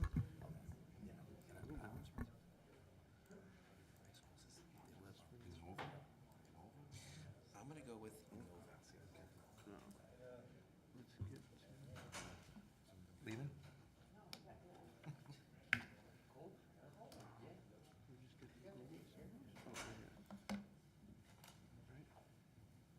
You guys are quiet. Honestly, the questions I had, he answered, so the ones, I had a question about spot zoning, but it doesn't apply because he's at the end of the zone.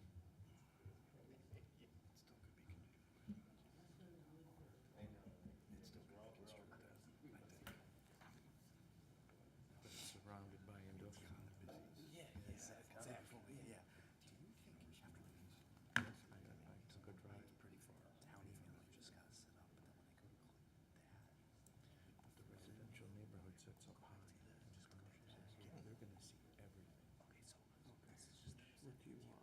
You can click on any of those and it should mirror for you. Oh, you guys asked great questions. I didn't want to.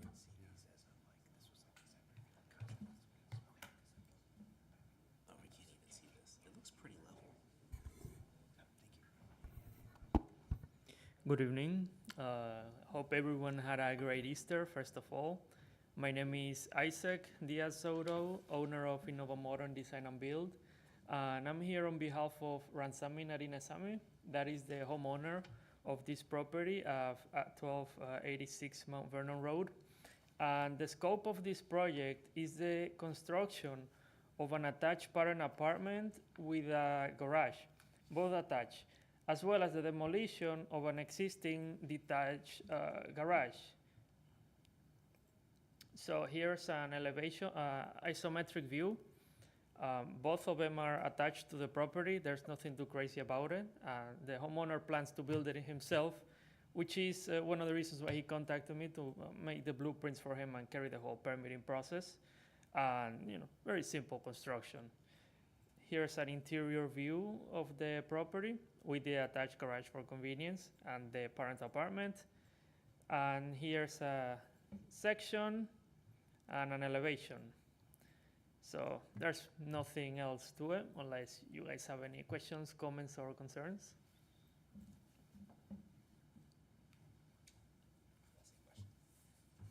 Floor is yours. Hi. Hi. Thanks for bringing the application. One quick question. The exterior facades, are they going to match the existing structure? I'm sorry. The exterior facades Yeah. of the new construction? Yeah. Will it match the facades of the existing building? Yeah, we plan on using siding or of either the same or very similar tones and the same roof shingles as well. And similar windows, they have this sort of pattern in their narrow windows, white vinyl with the grid, which we will use the same ones in the new building as well. And the garage door will be in white vinyl as well, everything to match. The only thing that will be a bit different is the foundation, which we will put a stone ledger around it to sort of disguise it a little better. Okay. 1268, 1286. Got it. Could you put the first diagram back up, please? This one? Or the top view? Okay. Mr. Chairman. Yes, sir. Dave. So part of my review, I noticed it was very close to the setback line. So Yes. We discussed having a survey prior to the zoning permit issuance, and Okay. they agreed to that, so we can make that a step during the. Okay. if you're I just wanted to see that because it wasn't real clear to me what the existing versus the new was. Oh, yeah, the existing is this over Yeah, here. No, I can see that now. It just Ah, that okay, okay. You went through it pretty quick. Ah, okay. No, sorry about that.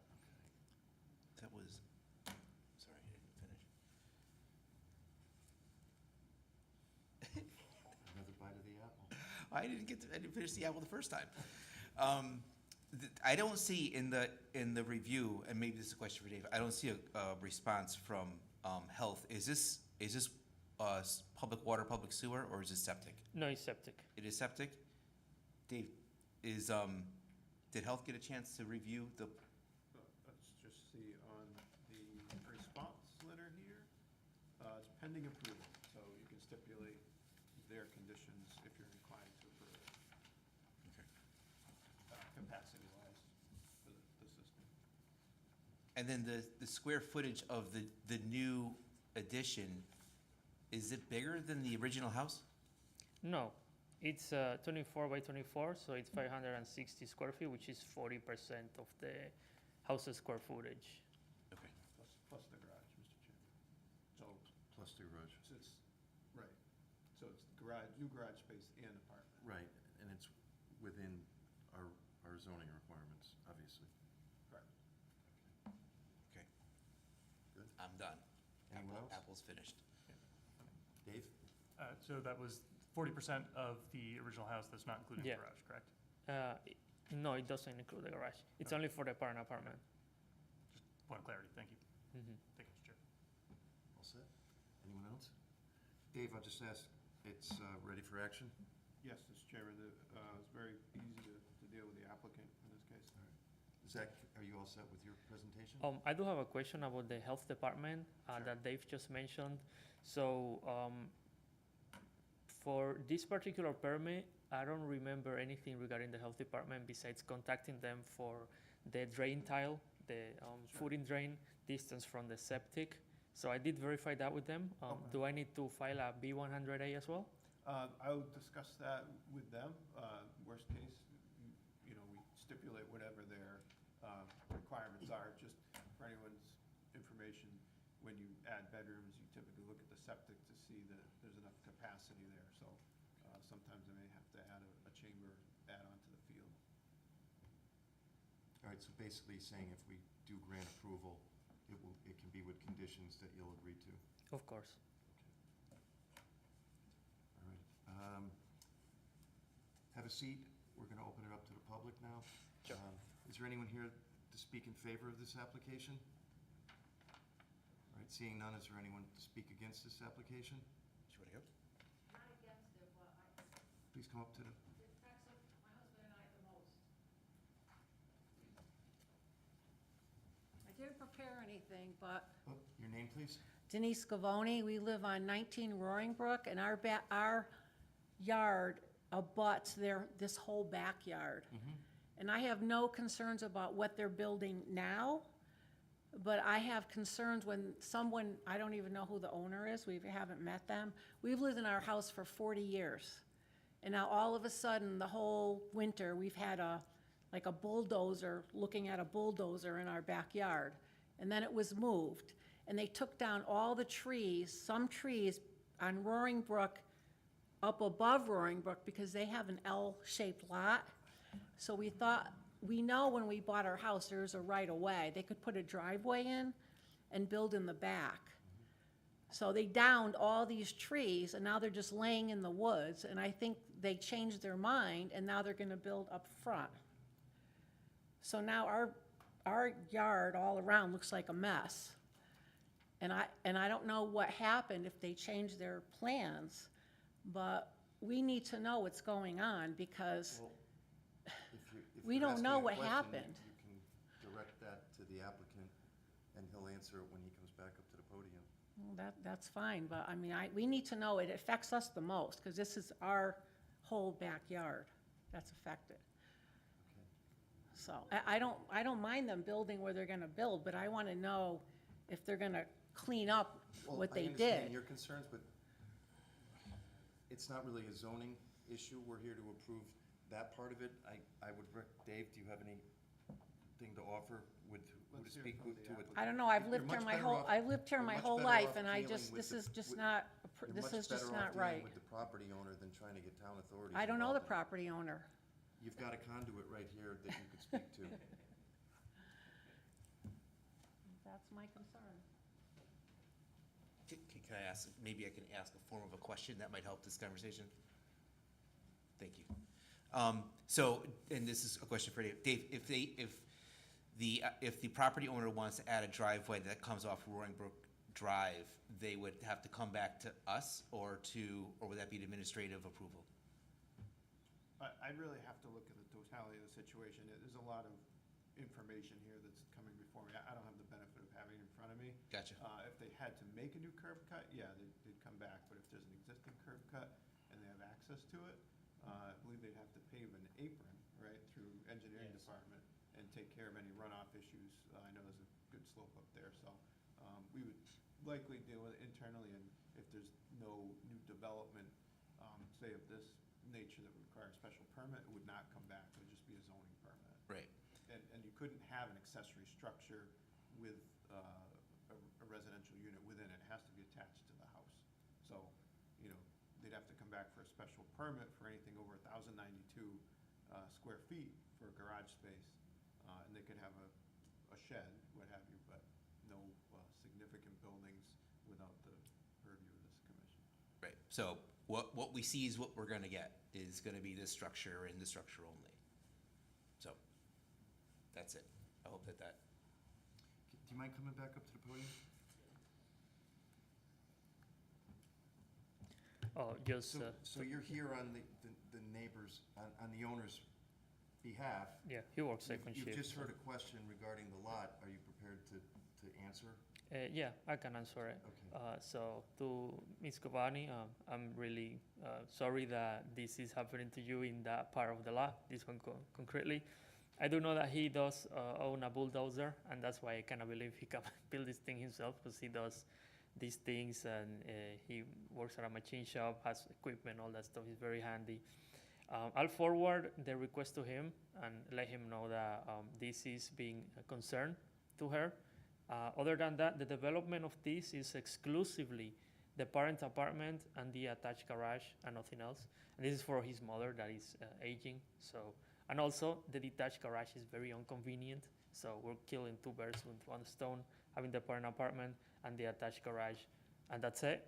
Not sure why he cut all those trees. He hasn't told me anything about that, but I will let him know that kind of all the stuff he's been putting in that part, it's been disturbance to his neighbors, and to remove it.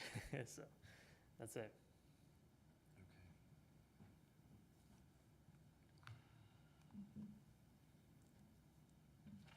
Yes, sir.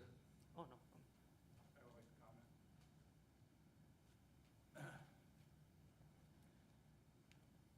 My name is Mark Case. I live on 50 Roaring Brook Drive. My driveway would be basically right next to where his little L-shaped partial is that goes out. So my concern is he has taken down trees there, and I was told that he's planning on putting a driveway in there.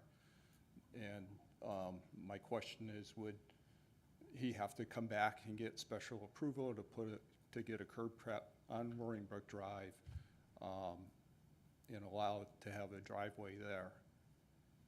So that's a question, and I'm not sure if it applies to, I'm not really against the in-law apartment, but I believe the zoning doesn't allow for two-family houses, right? So, and I'm glad to hear that his contractor is saying that it is for his mother-in-law or a family member, but in the future, who enforces whether or not that apartment gets rented out to a non-family member? Mr. Chair, they have to file an affidavit that the use is extinguished once the current user that it's approved for no longer needs it. So if, say, they were to sell the property, they couldn't sell it without another approval for an in-law apartment. Okay. So I guess my question is, as far as this is concerned, you know, is there a curb cut going on Roaring Brook Drive? We don't have the answer to that. Okay. The other question I have, and it really doesn't concern me. It's not shown on the plans to service. Yeah, and the way he has his driveway there, it doesn't seem like there's gonna be any access for a car to get to Roaring Brook Drive, so maybe, I don't know why he's cutting all the trees down there. The other concern I have is for my neighbors, the Gavonis. I can't imagine, isn't there like you need to keep a certain amount of distance between your neighbor's property and a house? Isn't there like 25 feet or something that you need to have? We did address that. We said that he's gonna get a survey to make sure he's at the 20-foot setback line. Well, I mean, it's right on that line right now, the way it's drawn on that plan, so. That's the value of surveyors. Yeah, but yeah, it definitely is changing the dynamics of our street on Roaring Brook Drive. Thank you. Thank you. Am I allowed to ask a question? Who's the question to? It's to the builder.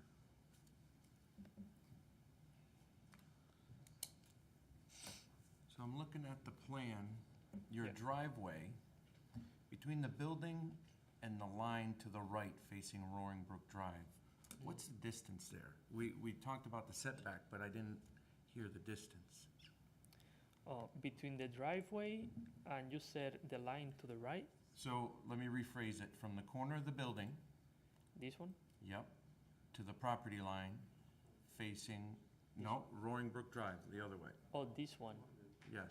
Oh, it would be 185 plus 25 feet, so. No, I think you're misunderstanding my question. Right there, where the driveway, so Yeah. basically the asphalt version of it, that little square. Yeah. How wide is that asphalt part there? This? Yes. So that square is the existing footing, the existing slab for the current garage, which That's 20 feet? it's a bit wider than 20 feet, the slab of the garage. So the new sort of widening that we're gonna do of the driveway is gonna be 20 feet, and it's gonna be round, and it's gonna be circumscribed inside the actual foundation of the present detached garage. So it will be a bit smaller than the detached garage, 20 feet in radius. I see. So you're, Or a bit smaller, actually, because it would be circumscribed inside the foundation of the garage. oh, it's okay. To help accommodate turning the vehicle into the garage. Exactly. All right, thank you. Anyone else?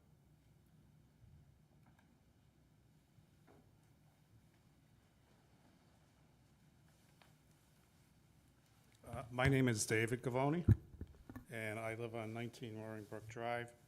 Now, what's not shown in this illustration here is where our home is. Literally from the back of the garage, it's maybe 25 feet to the corner of my house. So if the garage is going to be left where the existing garage is, then I guess I don't have a problem as long as there is enough, whatever zoning laws apply are going to be honored. But we are very, very close to their garage.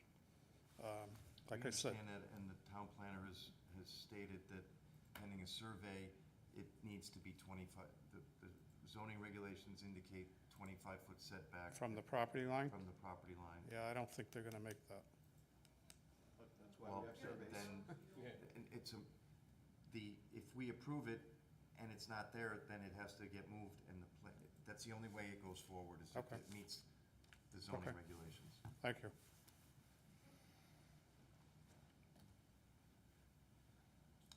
You're all set, sir? Any more questions? I think we're all good?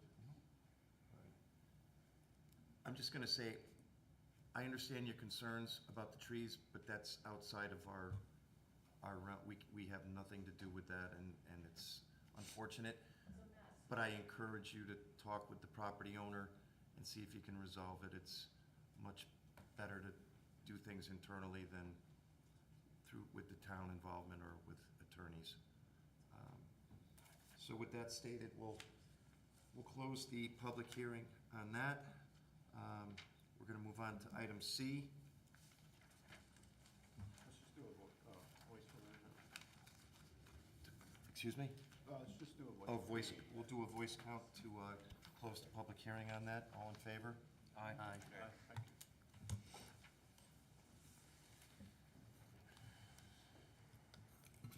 Okay, item C, Calvin East and Kastner LLC special permit application to construct an additional parking area for Southington Country Club. Property located, excuse me.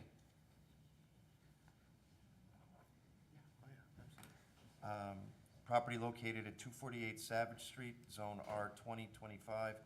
That's SPU number 725.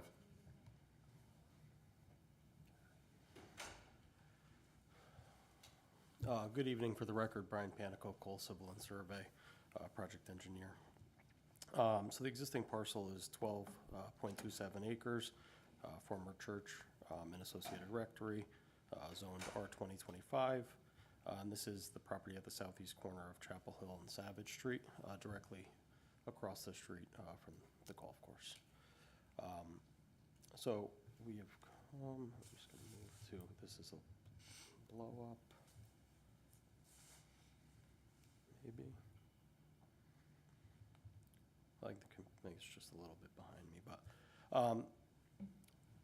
the proposed site has been before you. We have gone back and forth with town staff quite a bit, heard some of the concerns of the neighbors. I wanted to point out on this slide specifically, there are 2 existing trees on the street which obstruct sight lines, which we are proposing to remove, and we'll work with the tree warden on those items.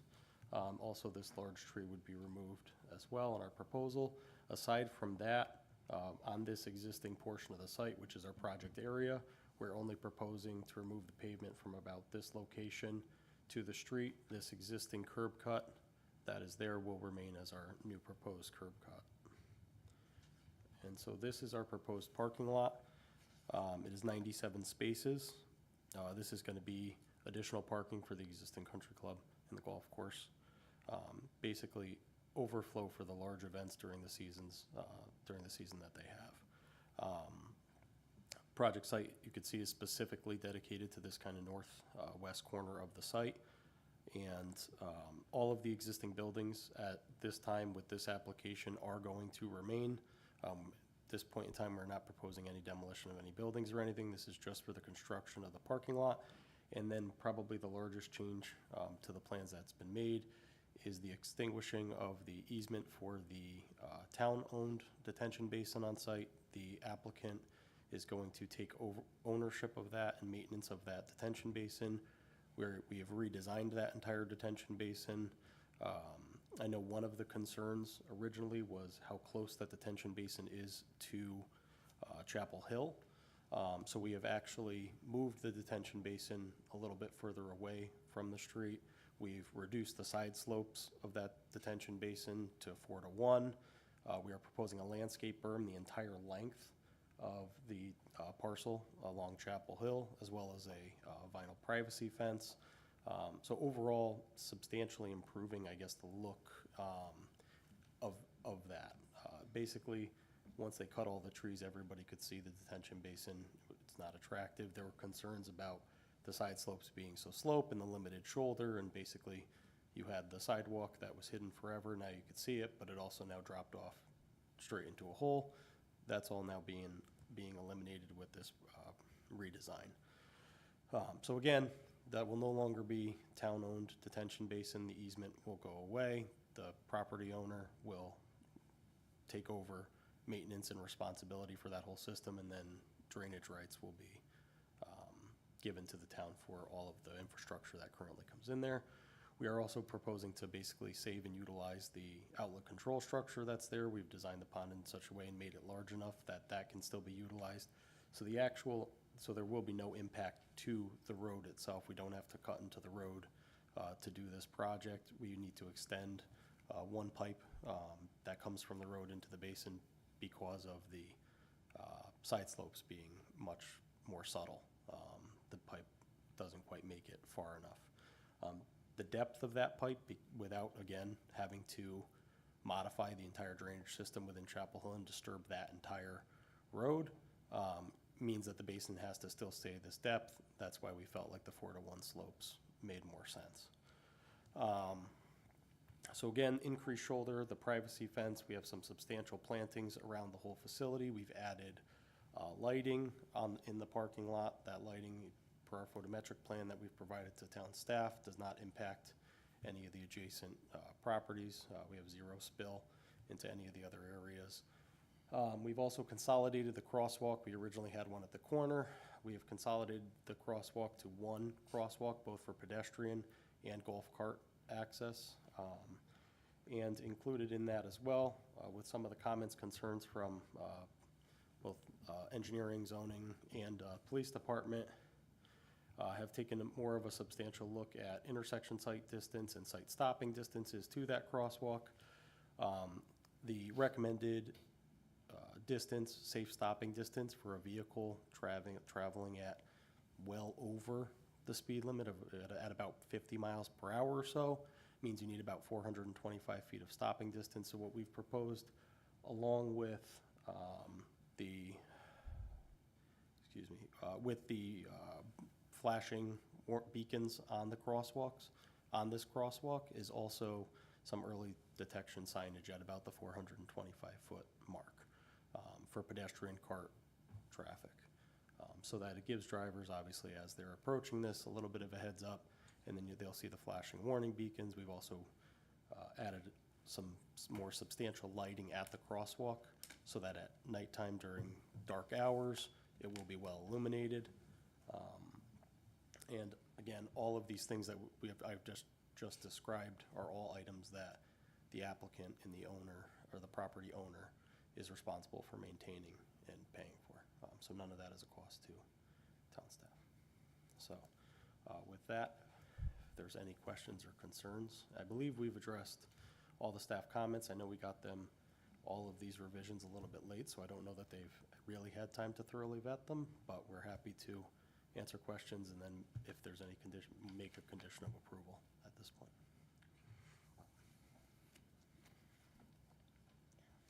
I'll open it up to the commissioners, anyone?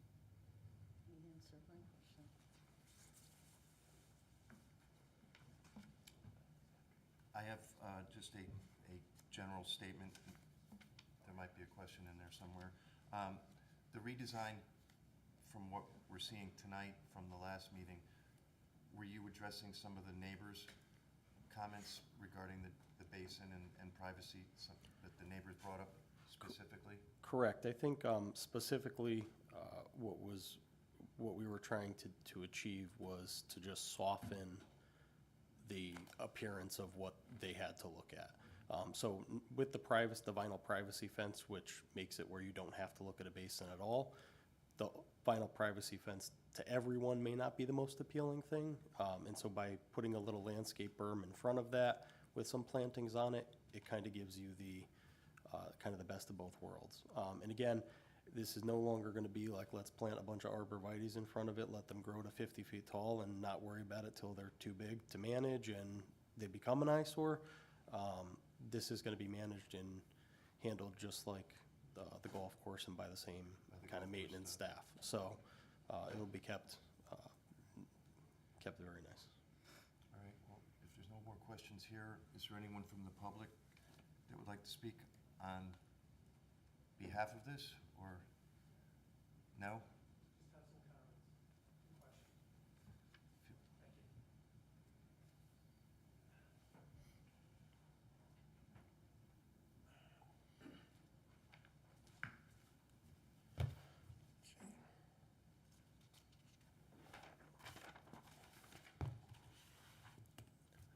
My name is Arthur Smedberg.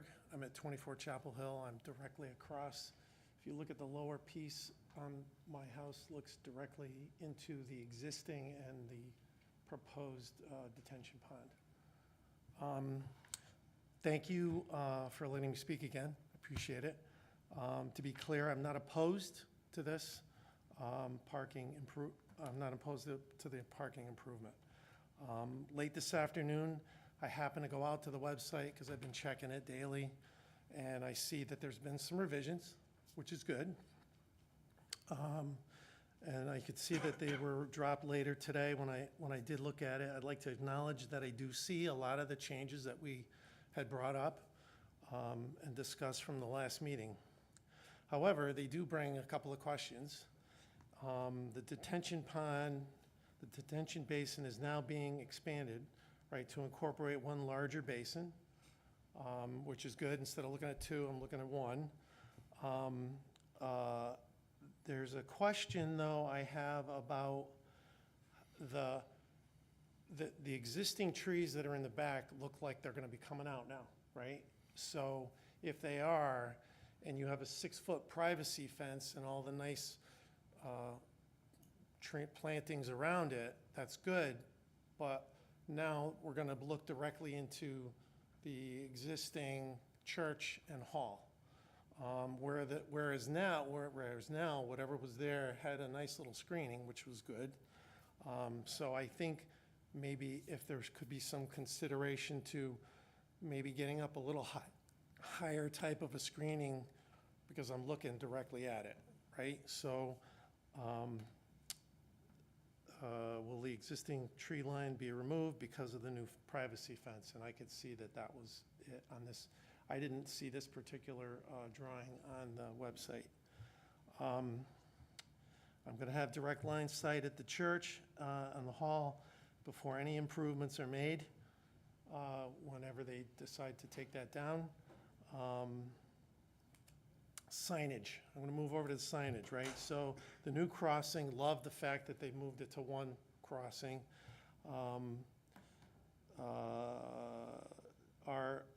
So I see in the diagrams about the flashing lights, you know, is it gonna be loud, flashing, audibles? You know, that's another thing to take into consideration here as well. I know that we need public safety, but I also, you know, how disturbing is it gonna be to all of us, you know, on the street? That part I just don't know. Hopefully the privacy fence will help shield some of that lights and noise. Another question that I brought up too was, when we worked with the club to make sure that we were getting a lot of parking on our street and golf carts and things. And we worked it where we were able to get some signage on the street, plus and minus. Plus was that it definitely eliminated a lot of that, and they used the church for the parking, which was great. I'm concerned now with the reconfiguration of everything that there could be a reintroduction of cars and things back onto the street as an additional overflow. Because once the parking lot is in, it makes it even harder for people to go over and park on the existing church area, right? So that's a concern. Also, I think, does this also introduce new signage to the entrance to the club? Now, right now, there's a nice metal sign, and it's kind of, it blends in nicely. You know, we're concerned with, hey, we're gonna be pulling out of our driveway, and bang, there's a big sign, this is Southington Country Club. You know, I think that was another thing that we were concerned with. And lastly, I think, yeah, it was just really the sign after that. So, thank you for your time and attention. We're going to let the applicant come back up. Sure. And address. Well, is there anybody else that's here to speak? I guess not. Okay. Good evening. My name is Ray Kastner. I'm one of the principals involved in this. To answer Art's comments, no, our signage with Southington ain't going to be any different. We've been here for 20 years, and we do whatever you tell us. And this is overflow parking. If anybody's going to come to the country club, they're going to want to park as close as they can. People don't want to walk any further, so strictly that's going to be overflow. We're going to try to gear it for tournaments, so the tournaments can park there, and we still have our parking lot open for restaurant use. To answer the question, the church will be being knocked down, like I told you. We don't have a timetable. It's going to be a while, but it will definitely be knocked down. It's falling down as we talk, as far as the disarray in there, and the roof and everything. The signage that's going to be on the street with the stops, there's not going to be any voices. It's going to, kind of like Plantsville Center. You go down to Plantsville Center, when people press it, the lights are going to go on. It's certainly going to improve Savage Street dramatically. I have a family that lives on Savage Street, and cars go up and down that street pretty fast. So having these lights there are going to be great. The landscaping, we are going to maintain the landscaping, the golf course. The privacy fence will block any view of the detention pond. We're going to have shrubs in front of the detention pond. It will be handled by the golf course, our maintenance staff. As far as I can't see anybody, I haven't seen anybody park on your street in years. I can't see it, them doing it once we have a parking lot there. It's not to say that people aren't still going to walk to the middle of the parking lot to cross. There will be people that unfortunately will make a shortcut and cross right where Chapel is as far as walking there. But on the other side, we're going to have sidewalk now. So I don't know if you looked at the plan closely, but where we had all those beds, that will be a sidewalk, so when you cross the street, you can walk without being on the parking lot. So we're gonna widen the cart path, so when carts do go over to the other side, there's adequate room for people in carts going both directions. So the safety of that whole area of Chapel Street, our golf course, I think will improve dramatically. The other thing that you gotta take in consideration, this parking lot realistically, 5-6 months, when we don't need it anymore. You know, we have a busy season, we're seasonable, and it starts at the end of April and it goes to about middle to September. And then there's no more tournaments, there's some big function, but everything is really goes down as far as the golf because of the amount of daylight we have. No one's golfing after 4 o'clock once we get into September, October, so it's a whole different scenario. So I think, any other questions? I think you've addressed the concerns that the commission had, and I think that the neighbors should be very pleased with the modifications you made. Thank you. So- One comment, Mr. Chairman. Go ahead, Dave. Just in looking at the revised plans and spilling over from the original, I do think they'll need a variance for the privacy fence height, if it's 6 feet. If it was half the distance of the setback, since it's a corner lot, if it was, say, 20 feet back, they wouldn't, but you can only have 4 feet in the front yard. So I think there's a good need for it, there's hardships, but, you know, to button it up, they'd have to go for a variance for that fence height. We'd refer that to ZBA. Yeah. So Should make that a stipulation. we can stipulate that? Okay. Thank you. All right, thank you so much. I guess we're all set. If I have one more question? I'm sorry, sir, you've had your chance. Thank you. I think that talk to the applicant off the record. They've been more than cooperative with you, I believe. All right, with that, I think we can close this public hearing. All those in favor, say aye. Aye. Okay. Item D, Sarah Smith, Momentum Solar, special permit application to install a ground-mounted solar array of 28 modules, subject to 1.c.3.d and 7.b.2.3 of the regulations. Property located at 20 Brownstone Drive, Zone R40, that's SPU number 726. We're looking for a table. Correct, the applicant requested a table. Need a motion for a table? Make a motion to table SPU 726. I'll second that. A second. Coles with a second from Bougie. All in favor? Aye. All right, before we move into the business meeting, we're gonna take a 3-minute bathroom break. That's good. And then we'll come back and fire up the business meeting. Oh, that sounds good.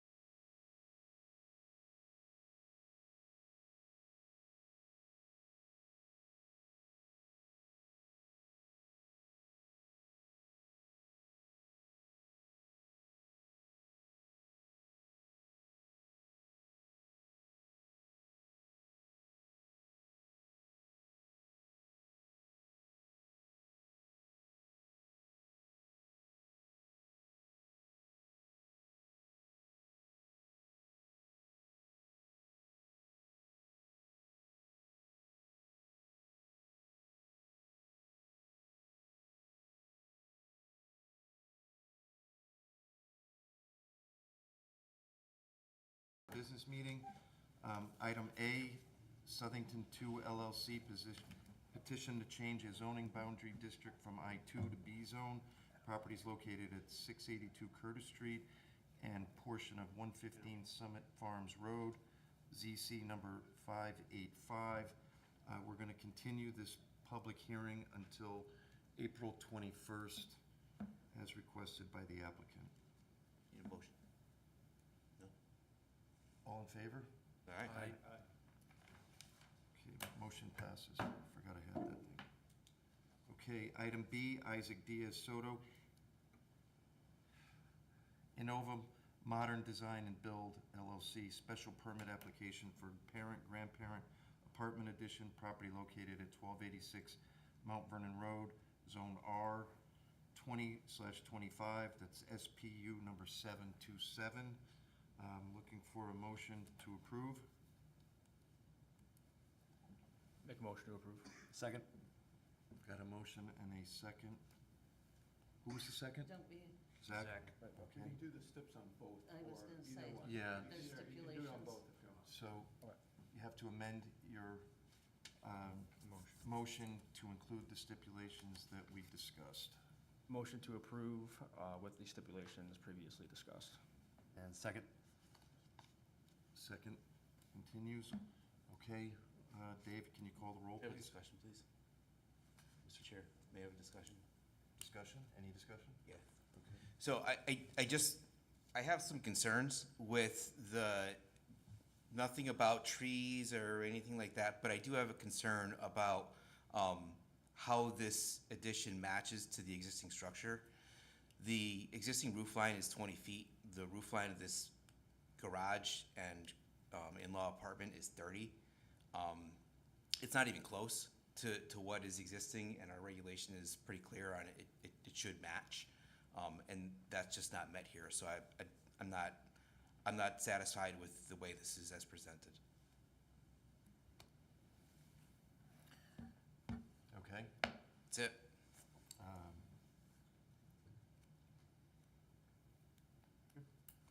All right, you're on the record with that. With that, Dave, can you call the roll? Sure. Commissioner Locke? Yes. Commissioner Coles? No. Commissioner Bougie? Yes. Commissioner Scott? Yes. Commissioner Fode? Yes. And Chair Walowski? Walowski's a no. Motion carries. Congratulations, you're approved. Okay. Item C, Calvin Eason Kastner LLC, special permit application to construct additional parking area for Southington Country Club, property located at 248 Savage Street, Zone R 2025. This is SPU number 725. And all comments are in. We'd be looking, if this is for the motion, to include Health Department approval stipulation ZBA. and a variance for the fence from ZBA, so we'd be referring this to them. So do I have a motion? A motion to approve SPU 725 with the stipulation that the applicant get an approval from the Zoning Board of Appeals for their fence. And Health Department. And the Health Department, I apologize what the Health Department was for. Okay. Do I have a second? Second. Second for Sue Locks. We good? Can we just stipulate that we, as long as we're just double check the comments, because I haven't had a chance to look them over yet. I'm assuming that they're all good as discussed, I just want to just double check the comments as provided. So you'll. Sure, so I'll amend to ensure that the comments provided to staff have been approved, have been done to their satisfaction. And I'll Yeah. second to that. Okay, perfect. Before we vote, could we just clarify what the health department approval was for? I'm sorry, could you repeat The that? approval from health? That was one of the stipulations that was. I think you may have missed. Okay. It says pending. Oh. Yeah, if there was anything outstanding, if not, then you're good to go. Yep. This covers all the bases. Okay. All right, Dave, can you call the roll, please? Yes. Commissioner Locke? Here, yes. Commissioner Coles? Yes. Commissioner Commissioner Bougie, Yes. Commissioner Scott, Yes. Commissioner Fode, Yes. and Chair Walowski. Walowski's a yes, motion carries. Item D, Calvin Eason Kastner LLC, site plan application to construct additional parking Excuse me. area. Excuse me, you've been skipping. Oh, wire. jeez, sorry. Oh, I sorry. just, No, I'm used to you going before me, so. On the last one, I assumed I was skipped because I made the motion, Oh, but no. that one I was like, wait a Yeah. minute. No, I apologize. Okay. I'm a yes on that one, though. We're good to go. And on the previous? And on the Yeah. previous. Yeah, thanks for pointing that out. Okay. Property located at 248 Savage Street, Zone R 2025. This is SPR 1914. I'm looking for a motion with the stipulations as stated in item C. I'll make a motion to approve SPR with the stipulations as cited in SPU 725. And I'll second it. Commissioner Locke with a second. Dave, can you call the roll, please? Sure, Commissioner McGuire, Yes. Commissioner Locke, Yes. Commissioner Coles, Yes. Commissioner Bougie, Yes. Commissioner Scott, Yes. Commissioner Fode, Yes. and Chair Walowski. Walowski's a yes, motion carries. Congratulations, gentlemen. Item E, Sarah Smith, Momentum Solar, special permit application to install a ground-mounted solar array of 28 modules, subject to IC3D and 7B23 of the regs. Property located at 20 Brownstone Drive, Zone R40. This is SPU 726. I'm looking for a motion to table. Can we just do these together? Can I make a motion to table SPU 726 and SPR 1915? Sure. So moved. Do I have a second? Second. Locks with a second. Dave, can you call the roll? Or voice vote? Yeah. Voice vote, all in favor? Aye. Aye. Okay, motion's tabled. Item G, Northeast Winemaking, site plan modification for proposed overflow parking. Property located at 310 West Street, Zone I-1, SPR number 1886.2. Sev, the floor is yours. Keep in mind, it's getting late. Trying to center it. Good evening, Mr. Chairman, Commission members. Sev Bovino, planner with Kratzer Johnson Associates. The property is located at 310 West Green Street. If you look at the map right there, for direction purposes, this is West Green Street, north is up. The current facility is here, an existing building. They have opened up a few months ago, and they're successful in their operation. And they find that during special events, they need a parking area for events to accommodate additional people. So the proposed parking is located to the west side of the property. The property is 4 acres, served by public water and sewer. It's zone I-1.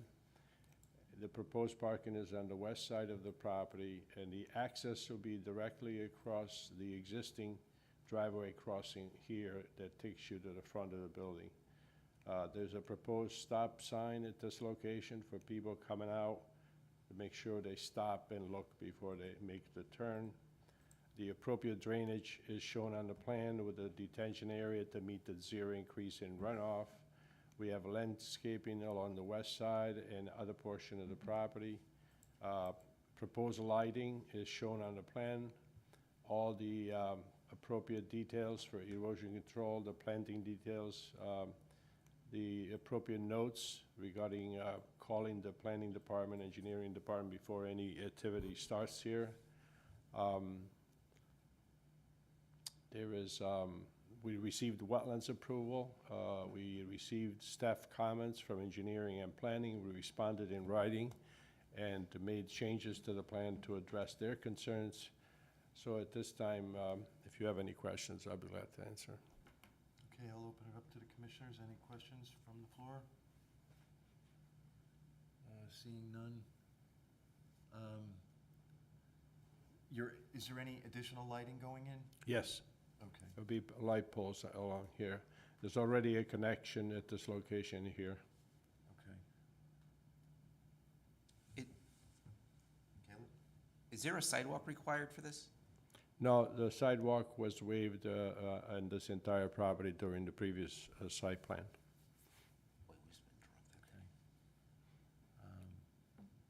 And then there's no, so I mean, we're building a parking lot from one side going down kind of a driveway to the main structure, and there's no sidewalks that service that area? You mean from here to the front of the building? Yes. There's no proposed sidewalks at this time, yes. This is an overflow type of parking. It's on millings. It's not a permanent parking. It's going to be used occasionally.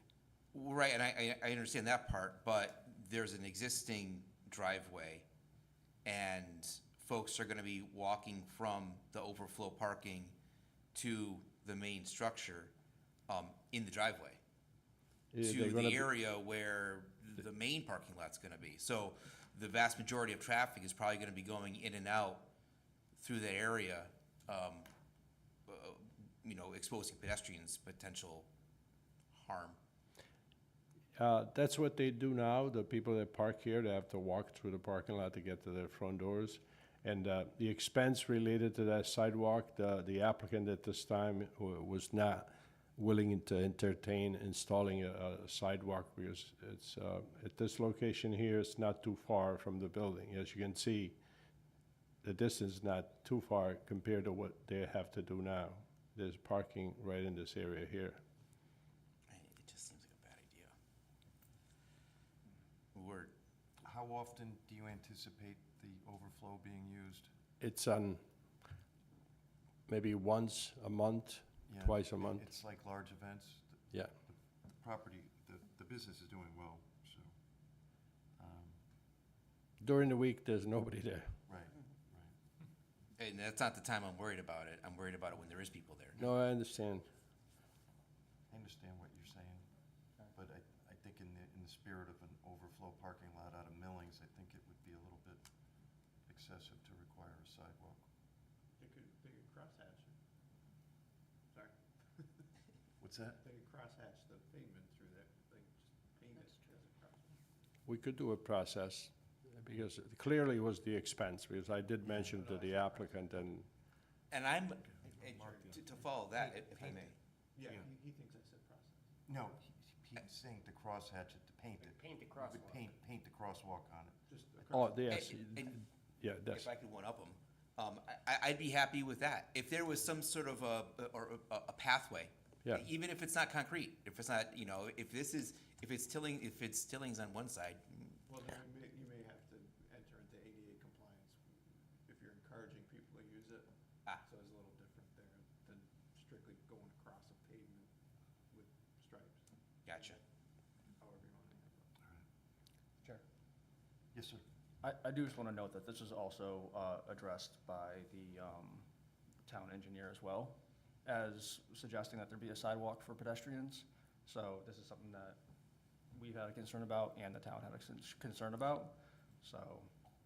yeah, we know. It's on the list, and we did respond, and the applicant was unwilling to do that. So we could put the cross walk paint, the markings, and do processed stone walkway from the edge of the parking here to the front of the building, to the edge of the building. We could do that. One of those natural walks type of thing. Does that make it better for you guys? Is there curbing on the, from the driveway to the grass, I guess, to the lawn? Is there curbing there? There's no curbing here on this new parking area. There's curbing at the entrance, just to make sure it's well-defined, but then after that, there's no curbing. But there's curbing on the existing driveway around here. Is that what you're referring? Yeah. Yeah, there's curbing, so we could cut the curbing and create a walkway from there to the front of the building at the existing walkway right there. I'm okay with that. A stone walkway. Okay. Yeah. You good? Yeah. All right. Anyone else? I like the idea of marking a walkway. I think that's great. Okay. Thank you, Dave. So, engineering and planning ready for action? Yes. Yes. You all set, Seth? Yes, sir. All right. I guess with that, we'll look for a motion to approve. Make a motion to approve SPR 1886.2 with the stipulation that striping be included to cross the street to a non-improved pathway to the main entrance. Okay, do we have a second? I'll second that. Zach Fode with a second. Dave, can you call the roll? Sure. Commissioner McGuire? Yes. Commissioner Locke? Yes. Commissioner Coles? Yes. Commissioner Bougie? Yes. Commissioner Scott? Yes. Commissioner Fode? Yes. And Chair Woloski. Thank you. Yes, thank you. Okay. With that, any administrative items? I don't see any. Receipt of new applications and items to schedule for public hearing. Dave? We are getting some in, but not for this. Not at this time? Scheduling yet, right. Okay. I guess we're ready for our executive session.